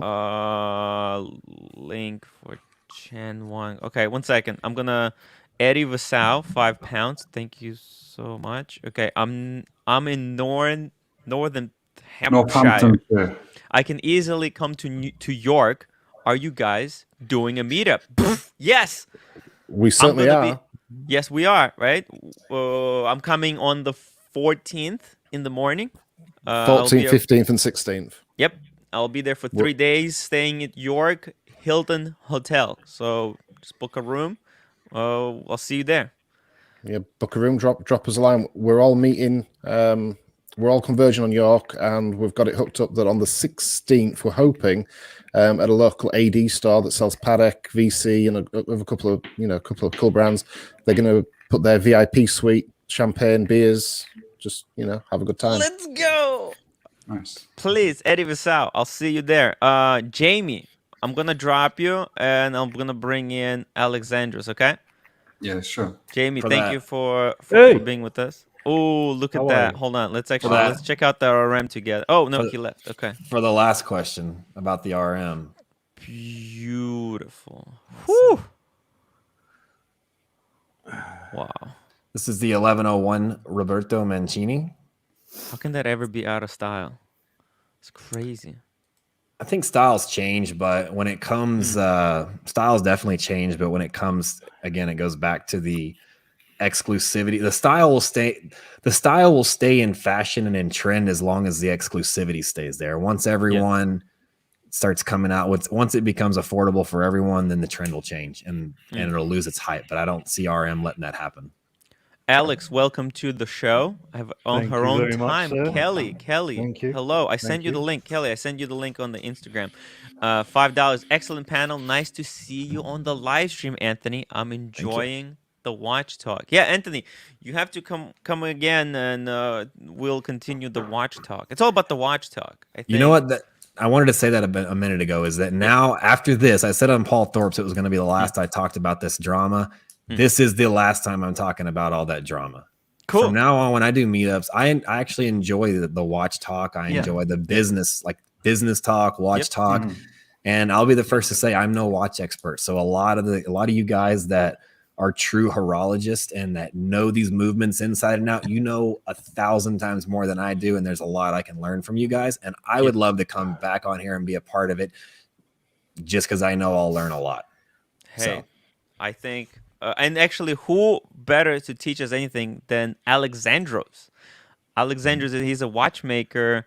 He has a website, the Perpetual Time. He Perpetual fixes Time. watches. He's That's a right. movement geek. He knows everything on the inside. I don't know everything. Oh, but okay, I okay, can. okay. A If lot, I say a lot. if any watchmaker that says he knows everything, he's lying. Lying. Well, he knows more than probably more than any of us. He was telling us about all kinds of movements. And guys, if you have a question for Alexandros, feel free to ask. Eddie Vasau, £5. I'm not far from York. Are you guys thinking of a pub meetup or anything? I think James said gentlemen's clubs. I'm there in the middle. Let us know. Eddie, email me. It's hello@timwrite.com. I'll add you to our exclusive WhatsApp group for the meetup. Second, I think I missed a whole bunch of stuff as well. If not, wristwatch Jesus. I never got your Grail piece or Yes. what's next in the queues. And Jonathan. So my grail piece would be the Vacheron Constantin traditionnel double split that came out in April. You see the one I mean? In Can you bring that platinum. one up, Tim? Actually, he can What? bring it up, and I'll put it on the screen. Who, me? Yeah. Just bring it up, and I'll put it on the screen. Wings and watches, $10. Love the watch talk, Anthony. It pains me to hear you sold the MBNF. Yes, that would be something I would never give up. That is a piece I think I will. That and my Vacheron perpetual calendar are two pieces that I didn't want to sell. I think I will. The MBNF for sure. I will go back and buy that piece. That is just you could sit and look at that watch all day and never get bored. You could sit and read about that watch and study it and just, I don't know, that it was amazing. But given what I was giving up to get, I had to. It only made sense. Yeah, that's But it's not a piece I see going crazy high in value. I see it hovering where it's at for a while. So that's not unobtainable to come back and say 6-8 months from now pick back up. Got wings and watches. Okay, yes, it got this one. Wings and watches. Thank you so much. DJ DePonte, €5. Anthony, Tim, Marco, the Watch, Jesus, Gringa, and Nico, the Dream Team. Here we go. 1 second. Grand Sicko, David SW, the best. Thank you, Grand Sicko. Matt Stickland, $5. Loving the stream, fellas. Hope you're looking forward. That's my editor. Oh, okay, very cool. It's one of my editors. Other than that's my second guy. Other than Darby. Hope you're looking forward to the new Timepiece Gentleman video on Tuesday. It's going to be a banger. And wrist watch. Yeah. Jesus, here we go. So it's in platinum with a ultra thin movement. Yeah, but there is only 10 in the world, so I'm never gonna get it. Don't say never. What is that that sell for right now? I don't know, but I have no idea. By the way, what's the retail price? Do you know? I think it's around 270. Yeah, Okay. Something crazy. Wow, it's beautiful. Let me see. What is the? It's the Vacheron what? So it's called the traditionnel double split in platinum, and look at the movement in the back. So it's a split second. The peripheral rotor, that is beautiful. Wow. Tim, I see Marco in the chat. If you need space, I'm happy to leave. I have Kelly here. Okay. I'm gonna bring Kelly on, and I'll let you go, Jonathan. Thank you. Okay. Bye-bye, everyone. Okay. Say, Jonathan. Okay, Kelly. Hi. Hey, Kelly, how's it going? Hi, Tim. It's going well. How are you? Welcome to the show. Thank you. A lot of people messaged me to bring you on. How are you I have doing? no idea why, and I'm a little nervous right now. Yeah, don't worry. Not as nervous as me. There's way too much going on.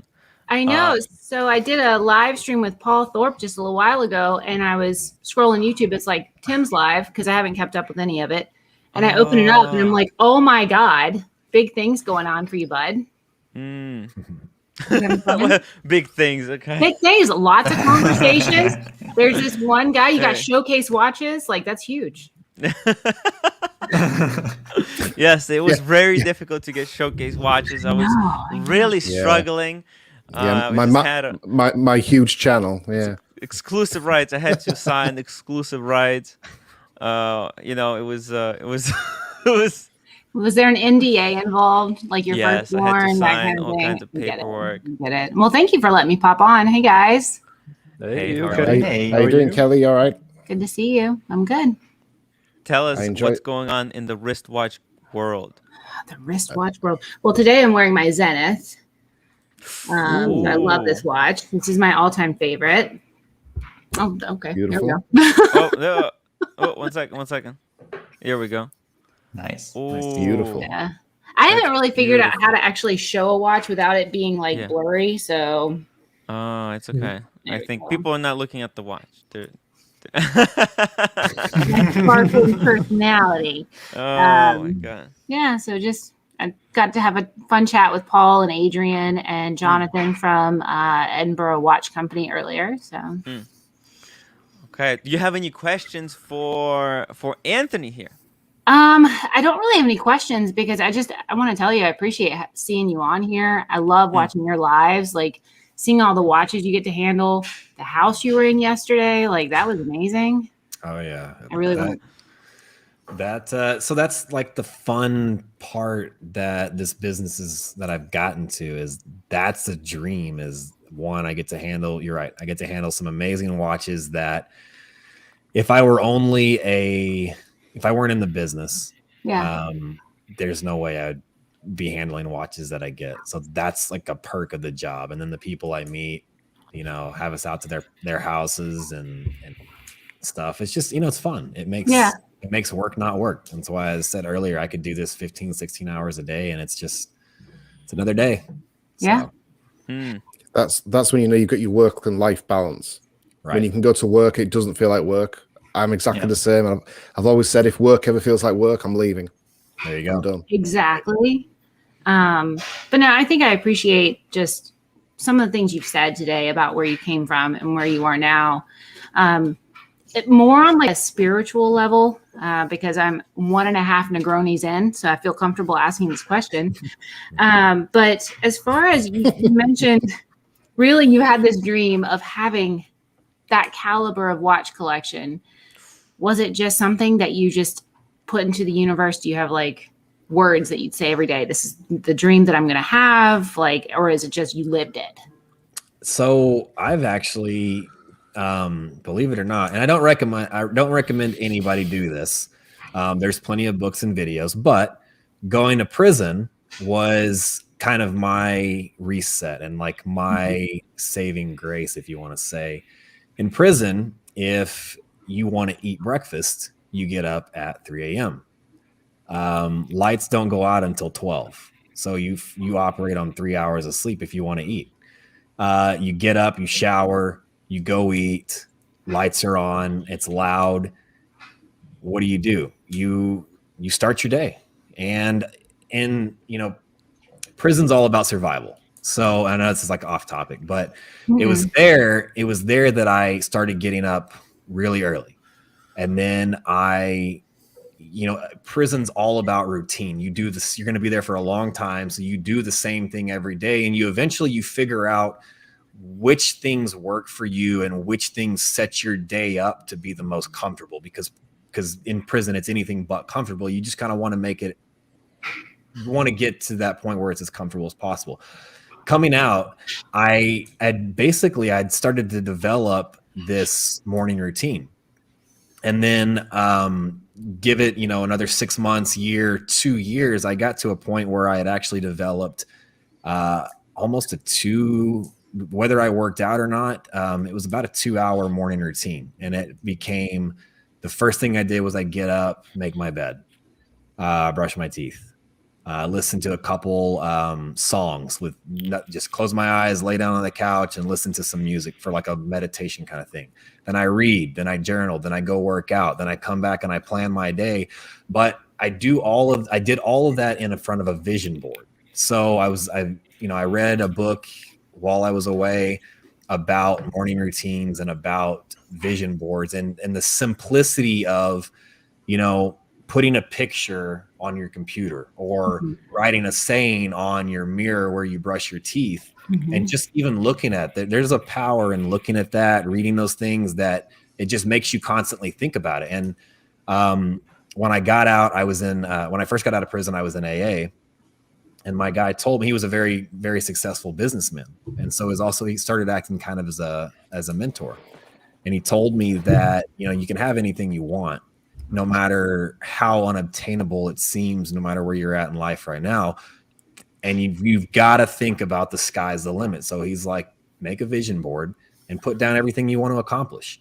I put that I wanted to have an office in the Crescent one day. I wanted to drive this car. I wanted to make this amount of money. I wanted to travel to these places. I wanted to have a good relationship with my kid. I wanted to do all these things. I wanted to complete probation and parole successfully. Just put all these things on a vision board and just look at it. And on my vision board, I've got it in one of these rooms of my house or my apartment. But it actually has a bunch of watches on there, and I've owned every one of those watches. It has, and this is the materialistic stuff. There's a whole array of other things on there, but there's cars on there. I've owned all those cars. My Lambo, the Lambo was the most expensive one on there. I've got it coming in 3 weeks. It is a combination of hard work. You can't just look at this poster and not ever do anything and think they're going to show up. But having those in front of you gives you something to think about. And then, I had, again, coming out of prison, I had a lot of people waiting for me to fuck up and go back. And so there's also a motive for me. There's a motivation in proving people wrong. You say, I can't do it. I'm going to do it twice as good as you thought. Yeah. Even with what's going on now, a lot of the backlash and the hate I get for this, cool. Keep it coming, please. That is my motivation to keep putting out more videos. Every time you tell me to get off YouTube, I think of another stupid raffle or another idea to get you guys talking. And that's my motivation. So I think people are going to be talking after you coming to here. It's going to be a disaster for me as well. Eddie Vasau, £5. Question from Anthony. And V glad you have joined the live chat. Just curious what your favorite complications are and why. Moon phases. I don't know why. I love moon phases. The Patek Celestial is probably one of my ultimate grail watches. And I don't know. It's like I grew up in the big city. You don't see, this is weird, but you don't see stars where I'm at. You can't see that. You ever drive out into the far west Texas, which I've done a couple times, and you get to where there's no city lights. You can see the Milky Way. You can see the galaxies. And it was a trip that my parents used to take as a kid. We would always drive. We'd do a vacation every year. And I always remember the favorite parts of those vacations were driving through deserts at night, and you could actually see stars. The moon phase complication, if done well, it brings a uniqueness to a dial. It brings it's intricate. It's depending on which piece it is. It could be an expensive complication. It could not be, but that's what makes it kind of cool. Is it brings some contrast to a dial, and it reminds me of a childhood memory and something I even living here in Dallas. You don't see stars. It's kind of cool to see stars and the moon on your dial. So what do you think of Cellini moon phase? The white dial is absolutely beautiful. Too small for my wrist. That was a favorite Rolex back before I could think of a $40,000 and a $20,000 watch. That actually goes back to that question of understated pieces. I think the white dial Cellini moon phase is an understated piece right now. I think that's got some potential to go up in value once discontinued and years down the road. You're already seeing them. You're already actually seeing them creep up to retail price now. Retail, I think, it's 24. They're at retail now. They're gonna jump over, especially if they cut the production on them. Omar, $10. Congratulations to the Timepiece Gentleman. You jumped on the live stream when you were going to when they were going to drag you, and you asserted your dominance and showed yourself to be an alpha. Still not a fan, but respect, boy. Enjoy the butt kisses. All right. Thank you, Omar. Hey, it's I really appreciate it. He's a really cool guy. We got MJT with $8. This is likely controversial in this brutal, hostile, vicious crowd. Yes, we got a lot of vicious punters. But I love the Timepiece Gentleman show and never missed it. Ooh, MJT just dropped the hammer. Well, I guarantee the vicious punters never miss it either. They're the first to comment on every one of them. They love, there's people, there's some stuff you watch. It's like a car wreck. You can't look away. You're just, you wanna see it, and it's entertainment. It's all wristwatch entertainment. Ciao Campus R54 and 90. Hi Anthony, congrats for the great content. I'm a filmmaker from Brazil and a big supporter of your videos. Would love to get in touch, chat with you, give me some ideas for a show. Thanks. Cheer. Send me a message on my personal Instagram account, Anthony W. Ferrer, and I'll try to check it. Like, Instagram filters them now, where if I'm not following you, it goes into this inbox, and I get so many a day. Just honestly, like when we hang up on this chat, start messaging me and just put filmmaker at the top, so I'll see it and I'll look for that message, and I'll give you my number. You can call me. There you go. Thank you. Ciao Campus. Maxime L, 5 pounds. Great to finally see Anthony on the channel. Thank you for Great to showing be up. here. Man, I'm kind of really lucky to have you on here. We were talking about the Grail watches, and Yes. if we're going around the circle, I think we're gonna ask Alex. Alex, Yes. what is your Grail watch, and What's how my Grail difficult is watch? it? Yeah, and how difficult is it to repair a moon phase complication? It depends. Two. What moon, it depends if it's in house. If it's an in-house piece, then it can be quite difficult, because if you don't have the correct parts or the technical data, then you're basically using that watch as a guinea pig. And I would never suggest using anyone's watch as a guinea pig. But if you've got something like a 7750 with the moon phase, or any other ETA complication, then it's pretty standard, But one of my Grail watches that I had the pleasure of actually seeing was the Christopher Claret. I believe it was Blackjack. So it was the watch that you know it. It was the watch that the reason why I like this watch is because I think it had like over 20,000 variations of it playing against you. Now just think about that mechanically. So it would play blackjack against you. How did this man? Yes. How did this man sit there and say, in a boardroom, we're going to make a watch that plays blackjack by having a lever on the side, and also it has a roulette on the back. The roulette wheel that was cool. Yeah, I mean, what goes on in someone's mind to push that and actually make it? So Christopher Claret, I mean, you have F.P. Joanne and Roger Smith and all these other people, but Christopher Claret is a bit like, when people bring out a song, but it's not the singer that made the song. There's somebody else, and they never really get to know. Well, Christopher Claret has been behind a lot of movements, other brands, and now he makes his own watches, and he charges an absolute fortune.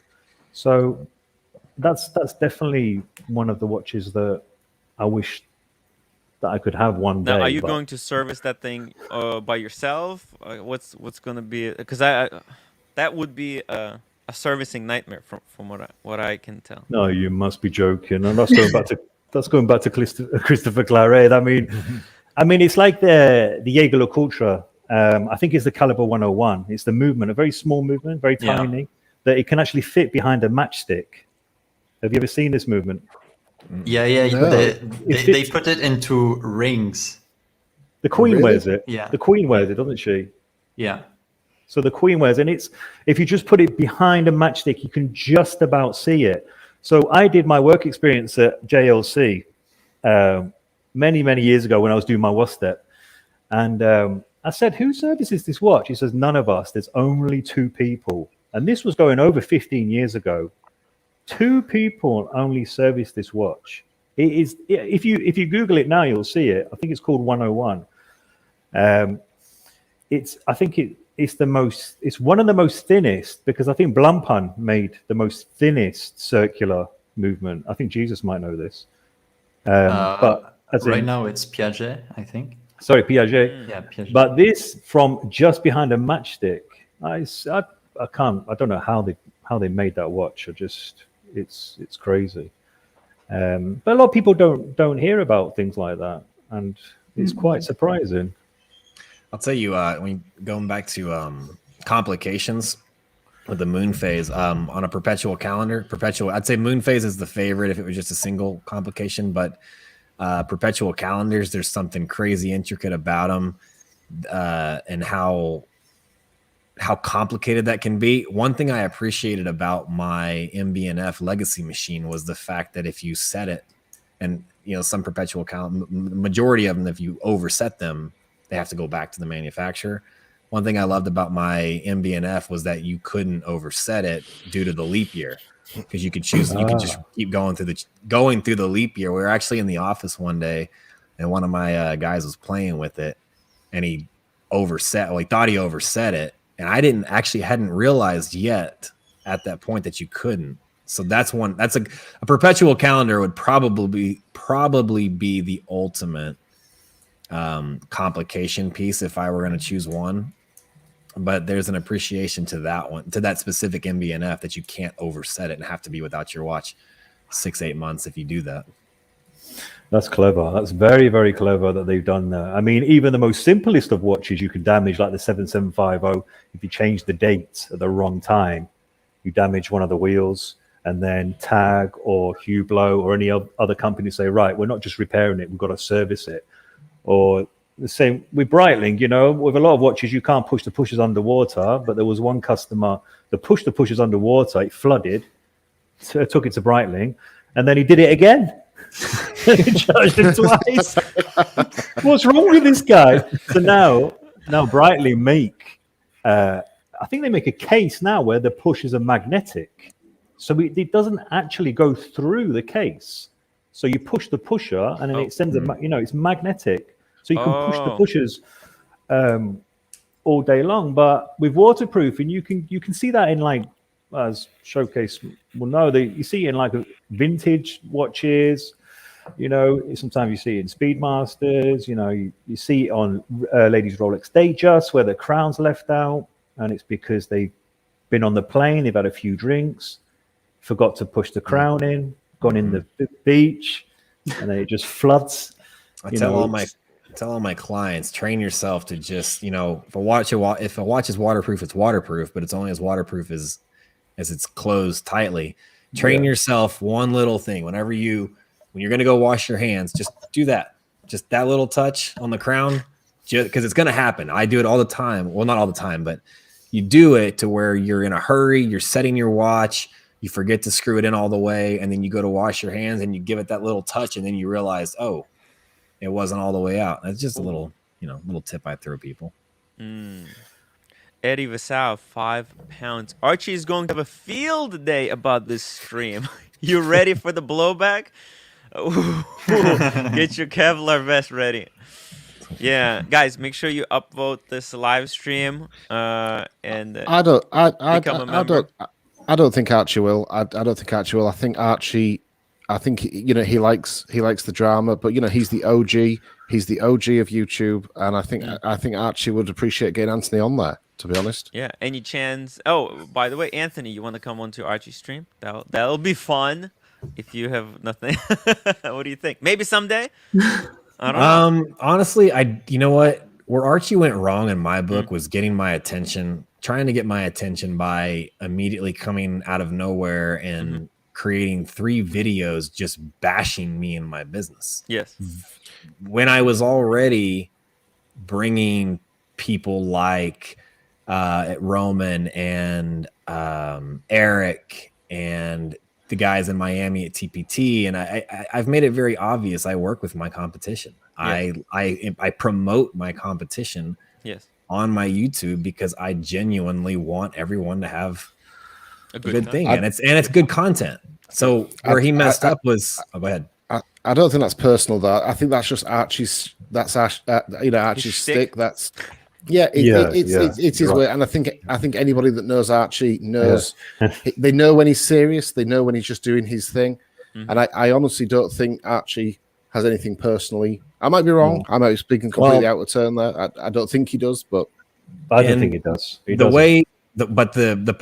The perception of someone that doesn't know anything about Archie or me, when you come online and you start bashing my business and talking about scam this, threat that, in my mind, you're actually attempting to threaten my business. And that's not a way to get my attention in a positive manner. If it were something talking about the lack of quality in video or making fun of the mic situation or the spreadsheets or the, stuff like that. Spreadsheets. Then I would understand that. But it's when you actually try to threaten my business that you lose my respect. And that's Have you guys fixed the spreadsheets? Do what? Have you guys fixed the spreadsheets? We have. We've come out with a new intricate Post-it note system. It's better than me. I just say something and then I forget it and I never go back to it. If you look at what Archie's done in the past, that Archie's reached out to different YouTubers. He reaches out to people and they ignore him. The way Archie gets their attention is by creating content, and along the way he gets views, he gets subscribers, he gets super chats, he gets whatever. He's the OG. He invented what we're doing now. So I honestly think you'd be welcome. I think if you reach out to him, or if he reached out to you, or if Tim hooks you up, I think Archie would be receptive. We'll see. Tango Bongo, $2. Timepiece Gentleman, are you running a $100 million company to a $300 million company? The goal is to get to 100 million first. So right now, this year, we're looking at 30 to 35 million.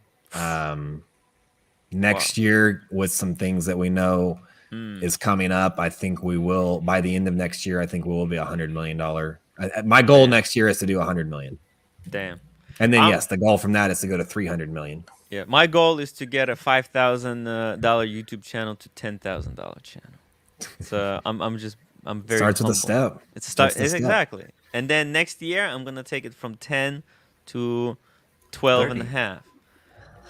Chow Kappa 2790R. I don't have Instagram, but I'll try to reach you by email. Yes. Is that possible? Thank you. I'll put a filmmaker on the title. Yes. info@gentlemantimepieces.com. Put filmmaker as a title. Cool. Thank you. We got Anonymous, $2. Panel, thoughts on Patek 5196G. Okay, for the large wrist. Actually, I think it is, because 5196, that's a Calatrava in G. I have no idea what this is. It's the most basic Calatrava. Yep, just the three-hander with the sub-seconds at 6 o'clock. It's the one. Right, let me bring it up. I think it's a beautiful on a large wrist, though, isn't that it's a smaller Calatrava, so it's in the 36 to 37 range? I think it's 37, but it's got a really big dial and thin bezel, so it wears actually like my Submariner, like this Submariner actually, the 40 mil. Really, as a 37? It'll be good for the base weight though, right, Tim? It's perfect for the base weight. Actually, you know what? The gold is so heavy. Oh, this one. Ooh, look at that 1957 Trilogy Seamaster. Oh, that's far nicer than this Patek. Oh my god. But yeah, what do you think? I mean, personally, I think it's hard to say what is a big wrist. How big is the big wrist? Just try it on. Yeah. Try it on. It wears like a 40 sub. If you have a 40 sub, it wears exactly like that. Really? Yeah. I have a picture. I'll bring it up. 1 second. 37. Go ahead. I was just going to say the Ed White is about as small as I'll go. 39.7 is about as small as I can pull off, I think. I'd love to be able to do 36 and get into the Explorer one, but I'm for size comparison, I'm 5'10", 180, 185 pounds. I've got a 7 3/4 wrist. So this is what, sorry to flex the Daytona, but that's what a 40 millimeter looks like on my wrist. And that's the absolute smallest I will go. For a long time, I wouldn't wear a Daytona just because I felt like it was too small. Yeah. But then now I'm obsessed. So. Daytona kind of wears like a 38. Yeah. You know? Right. Mm-hmm. It's a 40, but it does wear smaller. It wears much smaller than a sub. I'm just going to say goodbye. Saying goodbye to Kelly. Kelly's just put in the private chat that she's having some problem with her Wi-Fi, so she's saying thanks for having her on and goodbye. So see you later, Kelly. Bye, Kelly. Thank you for jumping on, talking to us a little bit. Really appreciate it. Yeah. You know, you're talking about the. Sorry, go on. Oh no, please go. You're talking about the Rolex Daytona before. What's your thoughts on that Zenith that came out that looked very similar to a Daytona? Because I have to say, Chronomaster Sport. yeah, that's a better watch than a Daytona. Sorry to interrupt. It's a beautiful watch. It's That is 100 times better. Really? I think that it's cool looking. I love the 3 different color subdials. Without even getting into the mechanics and the movement of it, I think it's a great watch. I think it's a great alternative to someone that wants Daytona quality, look and quality, without paying $38,000 to $40,000 for a white Daytona in this market. Rolex it's a good watch, but it's not a great watch, to be honest. It's like Mercedes. It's very, very well marketed, but when it comes to Mercedes, you can get an Infinity for half the price, same quality, half the price. Lexus, yeah, sure, same quality. Well, I mean, not Lexus, but with that specific watch, I think, simply put, I think it's a great alternative to someone that doesn't have the $40,000 budget for a Daytona, but wants the quality. That's more of a quality watch. I don't think it's even about the price. I think that's more of a quality for the money versus look at me, I've got a white ceramic 116500, blah blah blah. Yeah. No, I totally agree, because the Zenith, it's got the El Primero movement, which is a highly sophisticated chronograph movement. It's a high beat escapement. It's beautiful. The case on it is amazing, and it even has a date. The Daytona doesn't have a date. I mean, let's be honest. I always say this: what are you going to use the chronograph for? To boil an egg? I mean, really, what are you going to use that chronograph for? I've never used a chronograph. Exactly. The amount of people that use the chronograph and think that the chronograph is the second hand. They come in my office and it's on, and I'm like, switch it off. No, what have you done to my watch? You've damaged it. No, it's a chronograph. It's there to measure time. It's the whole chronograph. Can't tell you how many watches I've sold that I've had to explain that they're like, it's not working anymore, and it was spinning the other day, and I'm like, well, no, that was a chronograph, and you haven't wound it up, and I've given it's the simple things and that's why when you get your watch serviced by Rolex, they send it back, and they actually do say, wind this watch prior to wearing it, because the amount of people that shake it like this and then put it to time, you don't do that. You need to put power in it. Always put power in it before you wear it. It's the best thing to do. There's a comment in the chat saying Infinity, same quality as Mercedes, except the AMG. That's correct. You cannot compare the AMG. That's a different ball game. But if you think of a CLA Mercedes or a basic SL, the quality of a Mercedes, you can get the same in Infinity for half the price. Alex, just while you're on, sorry, I don't think we've ever spoke, but I just got a quick question. So obviously you're a watchmaker. Do you do a lot with sort of Omega? And if so, can I don't know anything about movements. I'm the first to admit I know nothing about movements. Can you explain?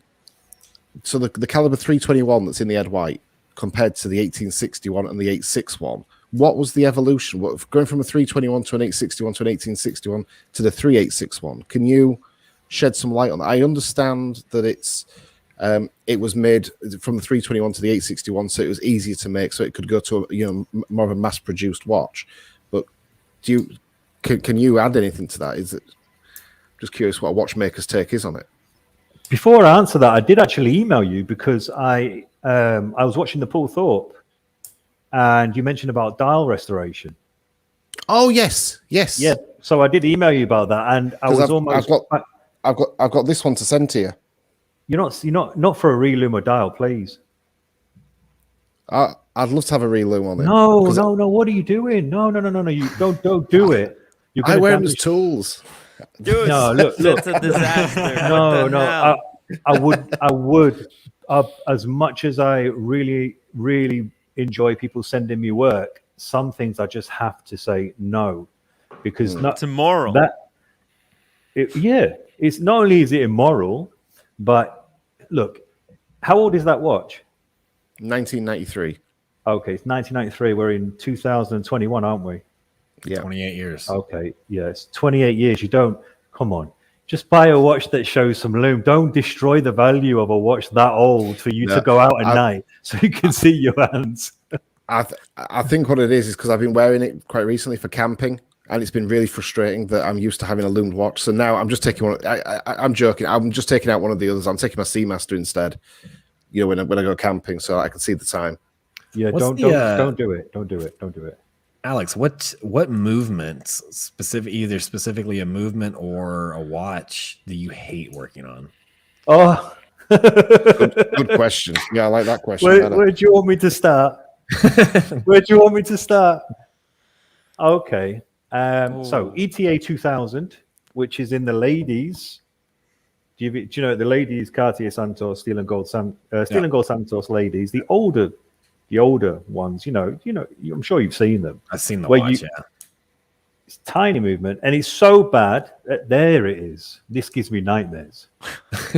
This movement? So I have to say allegedly that if this watch goes to Cartier, allegedly, they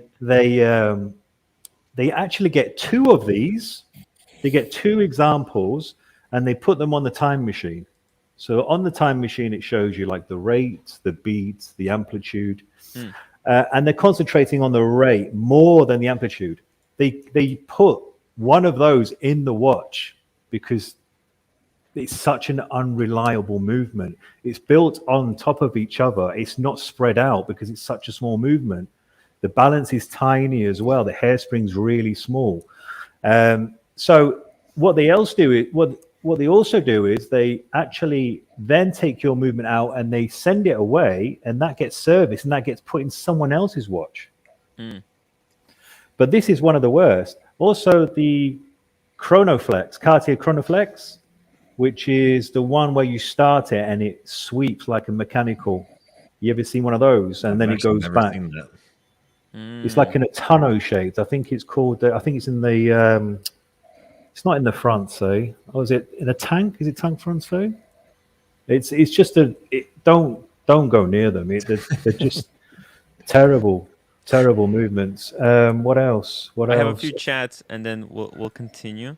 Martin Jones, get the watch Cardinal on. Let's get him a job. He already has a job with Nico Leonard, but I mean they're a little bit too much politics. I want to stay away from politics. Bardsley, $5.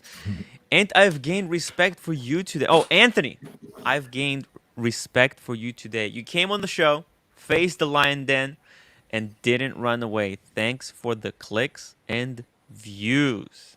Welcome.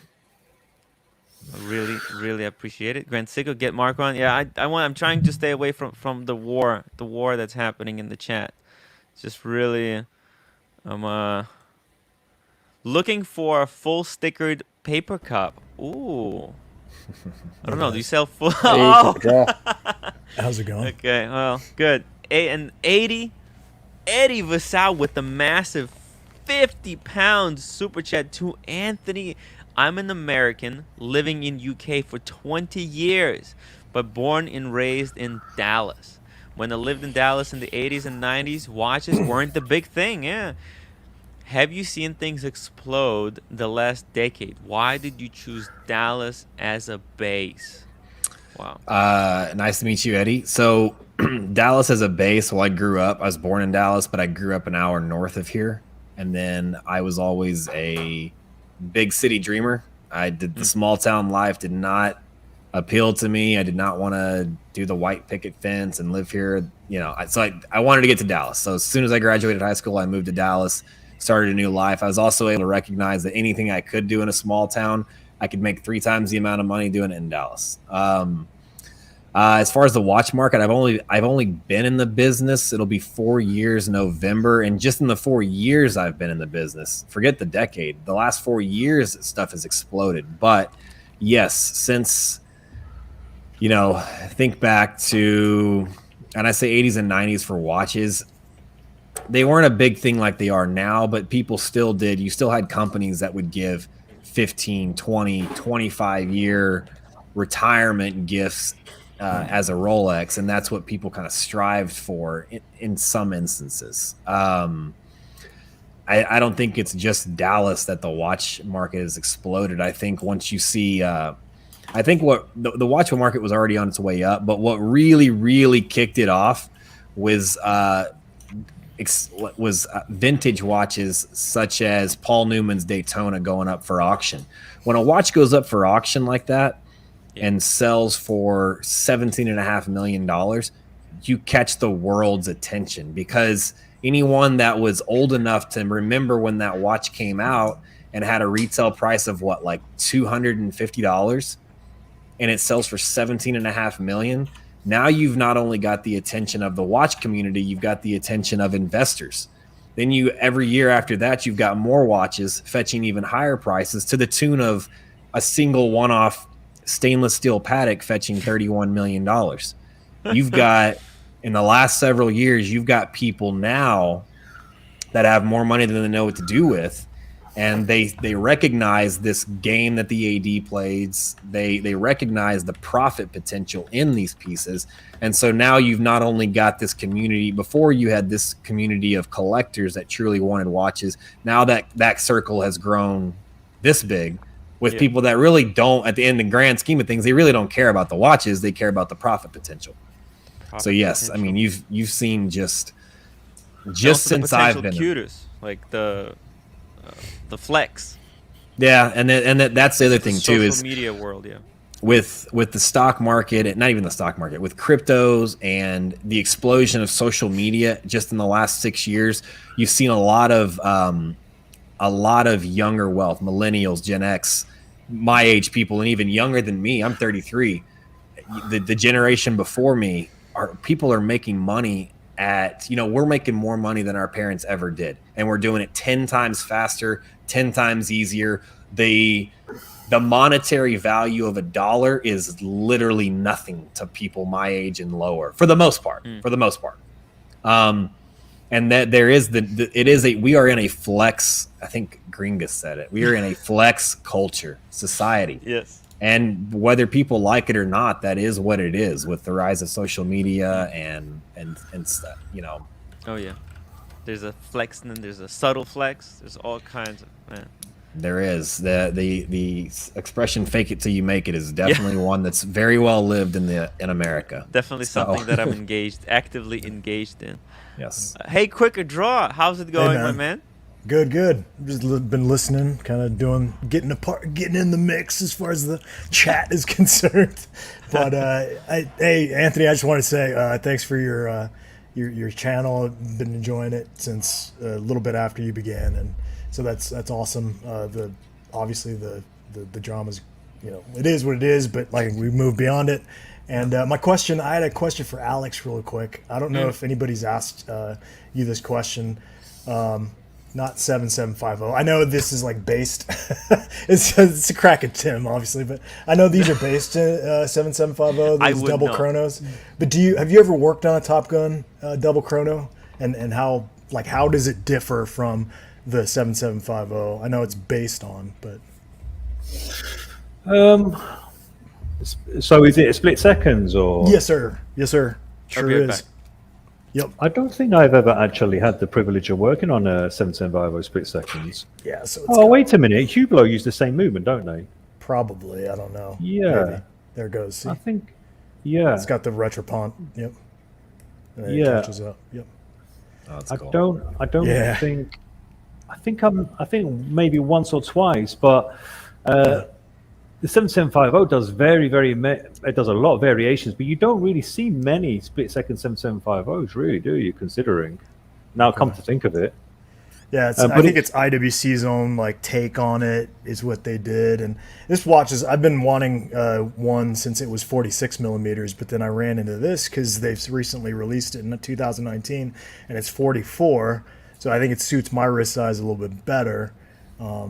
So that's why I went for it. That and the Seratanium case was really sealed the deal for me. Yeah, I mean, I wear the big pilots. Obviously, that's their own in-house movement. But the 7750 split seconds, anything that's 7750 is reliable. Yes. It's a reliable movement. It's a tank of a movement. It's just who houses it. It's a bit like with Frank Muller. Frank Muller watches were notorious for being unreliable. Right. But the movements weren't unreliable. It was the dial the tonneau-shaped dial that when you try and get it out, it flakes. The screws on the back of the watch, they would either snap or lose their threading. The bracelets would just fall to pieces. It was a lot of water ingress as well. But movements-wise, I think he used 2892s, and then he'd had the complications as well. Like he would do like the Master Banker, where it was 60 seconds retrograde at top to bottom. And then he went on to high complications. But those 775 movements are brilliant. I've always said it. The Omega make one with all the complications, which is a relatively cheap watch because I believe they stopped producing it. It's just the 7750 chrono, date, month. It's got a 24-hour. I think showcase watches would know that watch. Is that the one that eventually turned into the 3330? I believe so. Yeah, is that correct? It's it's like it came on a blue dial, or it came on a black dial. It eventually ended up in a Seamaster. It was a Seamaster chronograph. That it was the one where as you give your wrist a wobble, you could feel the rotor wobble on the watch. And it was the caliber 3330 it ended up into. I think that's what it eventually got made into. Well, the 7750 only winds one way, so that's why when you're sleeping at night, you just hear this. That's a coaxial, though, isn't it? Is that? That's a coaxial, yeah. Oh no, your microphone is off. Yeah. So yeah, it is a coaxial actually. So. But that's not the 7750. That's not the 7750 though. No. So that was the Planet Ocean chronograph. The one I'm referring to is the actual Seamaster Professional chronograph, which was powered by the three. And to set the date, you actually got a little plastic spike thing in the box that came, and you had to. That's right. It was that one. That's got the Frederick Piguet, isn't it? Yeah, mine has the Frederick Piguet. Oh man, don't keep that watch. Don't keep it. Don't do it. Honestly. Big Sal, $5. Alex, your opinion on Omega's coaxial escapement versus Rolex's traditional escapement, robustness, accuracy, and longevity. Damn. I like this Rolex versus Omega. Well, it's funny because I had a customer that rang me yesterday, and he says my Omega is 14 years old, and it was a Planet Ocean automatic coaxial, and he said I had it serviced by Omega 4 years ago. No, I had it serviced by Omega about 4 years ago. I said I don't believe that. He goes, why? I says because I guarantee it was longer, because the Omega coaxial, you can get away without a service for 6 to 8 years. Now with a Rolex, the 3135, you'll find it's the auto work that fails. So the movement will be fine, but the auto fails because of the rotor axle. You probably heard me talk about this rotor axle because it's not on a ball bearing system. It's just a rotor and an axle, and it fits in a sapphire jewel. And you've got to heavily lubricate that, and it starts to wear. As it wears, it starts to shake, and then you hear that tinny noise, and then it won't wind up the watch. On other movements, it's on a ball bearing system. It's a lot more reliable. And then on the Rolex, that will fail, and then the watch won't wind properly, and then it will cause errors. However, I've known people to have Rolexes that have not been serviced for 12, 13 years, and when you open them, it's all nice, but it depends on what they do with it. If they're playing golf, forget it. It's going to be damaged. If they're using hard impacts, if they're bricklaying with it, or if they're, it's unnecessary. What James does. If you're playing tennis, you can imagine that rotor going boom. It's just spinning like crazy. You're playing golf. Just think before you do this. Is my watch gonna survive? Because the rotor is spinning like crazy. So Alex, I've got to ask you this. Then you're a watchmaker. You know the internals of a watch better than anyone on this panel. I've got to ask you this question: take away the brand, take away the hype, take away the financials, take away all the BS that surrounds watches, just as a watch. Generalization: Rolex versus Omega. In your opinion, who have made the better watches? Take away all the BS, just as a watch.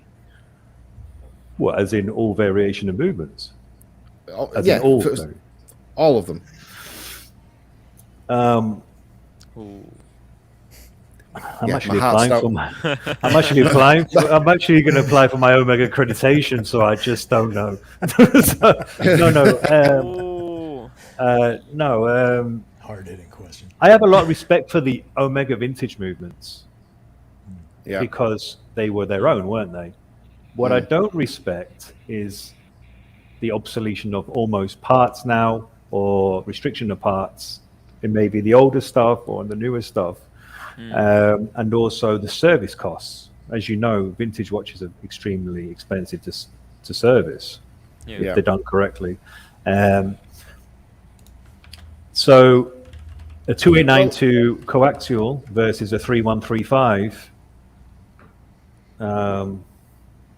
Or if I was to put it another way, an Amiga. Okay, let's go more modern. Let's say an Amiga Seamaster caliber 8800 versus the new Rolex Submariner. So something along those, something a bit more modern, something, there's going to be punters out there who are on a wait list for a Submariner, but they can't get one. A Seamaster is no doubt on their radar as a the next watch to go to. I'm just trying to gauge it from a professional's perspective, because I've been flying the Amiga flag for years, trying to get people to see that Rolex is just hype. Look, Rolex is not. Look, let's all be honest, yeah. No one's going to be interested in Rolexes on this panel if they didn't keep their value or if they didn't shoot up. Let's all be honest. Yeah. You would not go into an authorized dealer or I don't like to say grey market, because I think it's like undermining just a non-approved dealer and say, oh, I want that Submariner now and I'm not going to wait for it. And knowing that when you walk out, it's going to slump, or you don't, everyone's wearing one. Isn't that the whole point? We're all chasing. It's a chase. Everyone loves to chase. I mean, that's what it is, isn't it? I love that. Yeah. I love this topic when it comes to discussions of guys like me ruining this sport for everyone, the gray market. We're ruining this for true connoisseurs, and I can tell them that that's bullshit 100%, because the only reason that 99% of people want, Rolexes, not Richard Milles, but say Rolex. Yeah. The only reason that people want them is because they can't get them. If you were to walk into a Rolex boutique today, if all six of us were to walk in there and there was a white Daytona and I bought one, and then they pulled another one out and Tim bought one and he pulled another out and Alex bought one, and we went through everyone, and then we left and we came back the next day and there was another one sitting in the case, we'd no longer want it. It would not be special.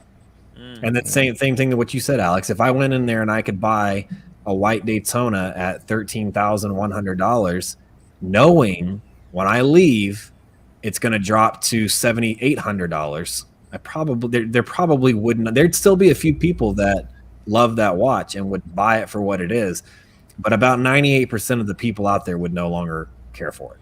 So I totally agree. I mean, look at that Watchfinder video about the Air King that had the same numbers on the dial. Did you ever see that? There was an error from the factory. Yes, I remember. Did you see that? Had 9 and 9. Had 9 and 9. Oh yes, I did. Yeah. It went from the factory to the authorized dealer. The authorized dealer didn't notice it. Nobody at QC and Rolex noticed it. It got to the customer. The customer decided to get rid of it because he didn't like it. Luckily, I know the person that owns that watch, and you should hear the figures that he wants for it. Which other company can make errors in their watches and everyone goes crazy? Why is it that chronograph on a dial, the ABH dial, is worth more than a normal dial? This is crazy. Are you talking about the APH on the Daytona? Exactly. You know what? That confuses me though, because I've actually had 2 of those in my store at one time, and I had another dealer offer me one of those. So to me, that's not a very special mistake. It's a mistake that will command a premium, but it's not a mistake that I see being a big thing because the fact that I had 2 of them in my store and another dealer offering me one at the same time just doesn't. I don't know how many of those they printed. One thing I would say on Daytonas is the skinny hands, and Marco knows a lot more about that. But there was a period where they did skinny hands in the Daytonas for a very, very short time. I had a customer that came in that I know. That his friend, he's not just a customer, but he's a friend. And he showed me this ABH dial, and he didn't even know what it was. And I said to him, "You do know what that is?" He goes, "Well, explain to me." So I explained to him, got it under a Carl Zeiss microscope, which I'm looking over here because it's over here. And I said, "Look, there's a gap." He said, "So what?" I said, "No, it's worth more money." He says, "Why?" and I put him through to somebody, and he gave him more money. He was so happy. If he took that somewhere else, they may have not known, or they may have known and didn't want to tell him. So, but he couldn't understand it. He didn't have a clue.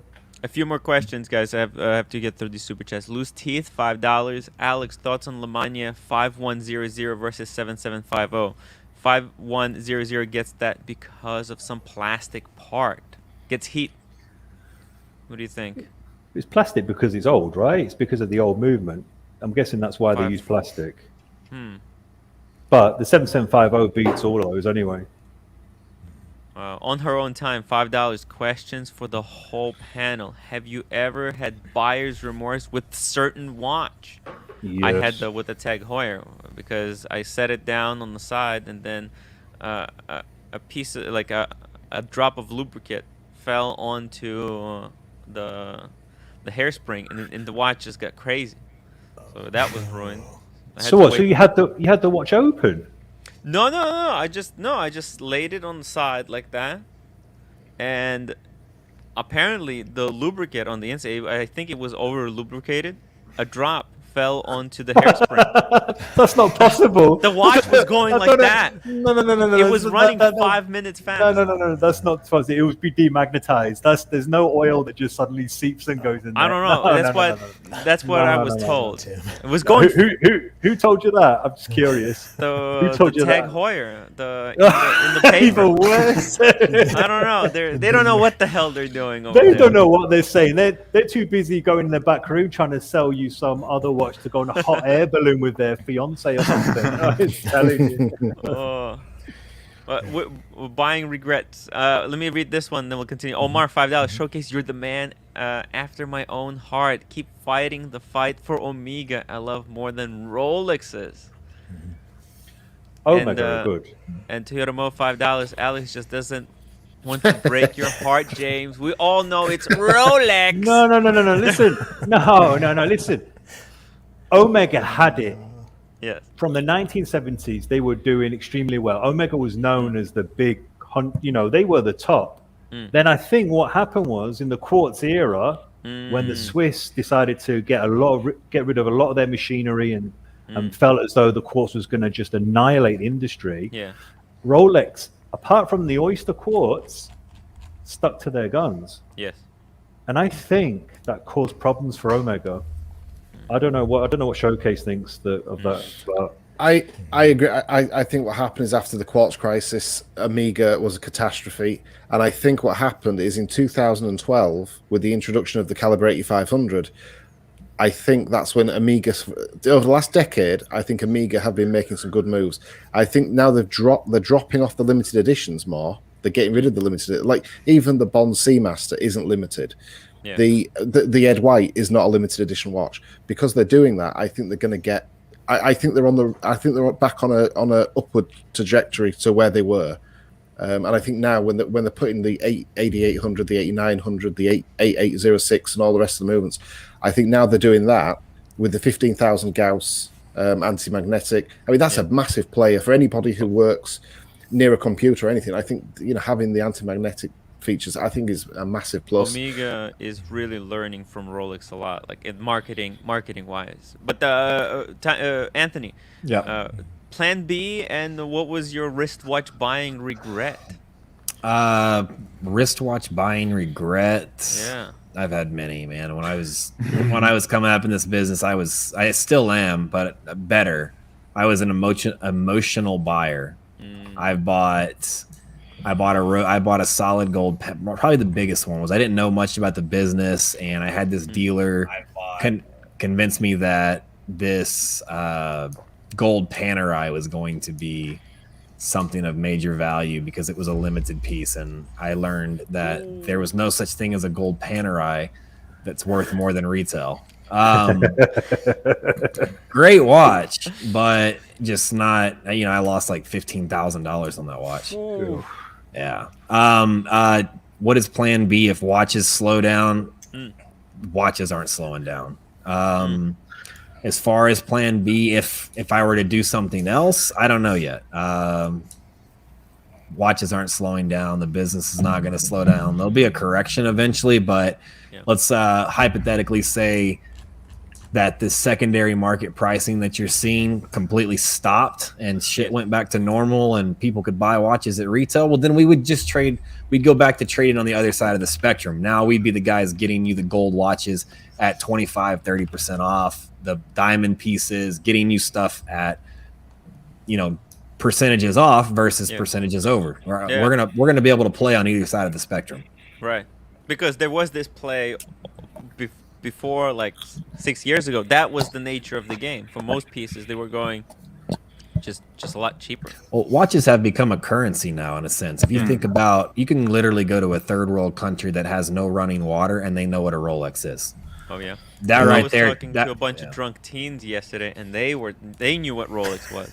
He said, I don't know what this watch is, but it says Rolex. Right. So that's supposed to be good. What? I have a question for Anthony regarding the gray market. Yes. So you know that right now for about many months now, the Oyster Perpetual is a big craze. I think the Tiffany dials go for like 20K now or something crazy like this. 17.5 to 18 right now. Yeah. So actually, my AD told me that they will be allowing to swap the dials in October, I think. So you will able to take your non-Tiffany OP and bring it to the Rolex AD and swap it for a Tiffany service dial. Now, go ahead. Yeah. So what do you expect, knowing this? I mean, if it's true, would you expect to have like a big swarm of OP colored dials, service dials coming in? Yes, if they did that, I don't think they're going to, but because that doesn't sound like, Rolex does these things where they want you to, they're a business at the end of the day. They want you to buy more watches. There's a reason that an Oyster Flex Daytona, the lug system doesn't interchange with a bracelet Daytona. The 11506 and 11516, there's a reason that those don't interchange. They want you to buy two different watches. If they were to do that, yes, I could imagine, given the price point of a silver dial, which sells for, $8,500 to $9,500 brand new, versus a Tiffany dial, which sells for $17,000 plus. Yes, everyone and their mother would be swapping those dials, and it would just cause kind of this, essentially cause this like inflation in the secondary market, I guess is the easy way to say it. I don't know. It's kind of a hard question to answer because I don't see Rolex doing that. Yeah. So I'm pretty convinced. I was talking about this subject with Nico a few streams ago. Okay. I'm pretty convinced they are going to do it. So if it is true, do you think there will be like a separation from the original dials from the service dials? So it'll depend on how they issue the card. Now, if they swap a dial and they reissue a new card to reflect a Tiffany dial, which I can't remember if I'm just sitting here thinking I've sold tons of these watches, but I've never actually looked at the card. I don't know if the card reflects the color of the dial. Actually, it's all the same. It does? Yeah, we were talking about this with Nico, and he was saying that, for example, with Daytonas, on the card, you would have the information about the dial color, but only in America, because actually in Europe, they don't. So it is. Yeah. And he came up with the very same argument. What about the cards? It's going to matter with the cards because there's plenty of watches out there. You see guys taking you see guys taking yellow gold Daytonas and swapping the dials for factory green dials because they had some in stock before the craze went, blew up with the John Mayer Daytona. But you're right. In the US, those cards actually reflect green. And I've actually lost sales to customers wanting to buy a yellow gold green Daytona with an international card because you don't truly know if that was born an original green. And it's that would be where the value lies in those new if those OPs if they start changing out the dials, the cards have to reflect that dial change from Rolex. If it can be proven from Rolex that is an authentic dial change, the value will stay there. And then it wouldn't be considered a service dial, so to speak. I don't know. It depends on how they issue it. I think if they were to do that, being that it's such a new watch, I would imagine that they would issue the original dial and update the card. So I don't know. That's an interesting question. And we're gonna get one more question if Alex or Quicker Draw has one, and then I'm gonna. Well, I was gonna let Stefan, but that's fine. Okay, I'll go. Never mind. I'll go. We got a question right here. The Watch Guy Inc. The last super chat of the night. $7. Tim, the title of your show today is definitely a demonstration of marketing genius. It triggered a great show with Anthony and the top class panel. The question is, Anthony, are you going to be back for another show? What do you think? Absolutely, man. I enjoyed this. I'm actually glad that we shift the conversation from the drama to watch talk because believe it or not, I actually learned some stuff here. So yes, you let me know anytime we have it back. Anybody else that wants to host me, I'm down for it. I'd love to do some more lives with you guys. Hey, it was a Hamilton crosswind, Tim, by the way. Hey, listen, guys, it's been an absolute pleasure. Nice speaking to you all. Anthony, thanks for coming on. You've answered some tough questions, and I think it takes a man to put his face out there and say his piece. So, respect. I appreciate it. Hey, one other thing, guys. When we're talking about rare stuff, just to show you that I love watches. Wait, whoa! It's not all about the hype. Whoa! Wait, hang on. See that green dial? Beautiful. Limited to Super Ocean was the second watch I bought, but I had to put it on layaway, and it took me 6 months to pay for this, way before I ever got in the business. So not this one, but a Super Ocean. But that was something I picked up just because I don't know, 250 in the world. Why not? Wow. And I love black. Fantastic. That's awesome. Yeah. Is that ceramic or PVD? Ceramic. Ceramic. So yeah. No. I'm sorry. It's PVD titanium case, I believe, but then a ceramic bezel. Gotcha. Yeah, ceramic bezel. Yeah. Definitely. It's nice, an great. unusual combination. That's great. Guys, I want to thank everybody. Alex, Quicker Draw, Showcase, Jesus, Jonathan, Wings and Watches. Sorry, I got Anthony, here late. Thank you so much for coming onto my live show, and I hope to talk to you in the city. And then I'll be there Tuesday. Yep. We'll see you on the next one, guys. Bye, everybody. Catch you later, guys.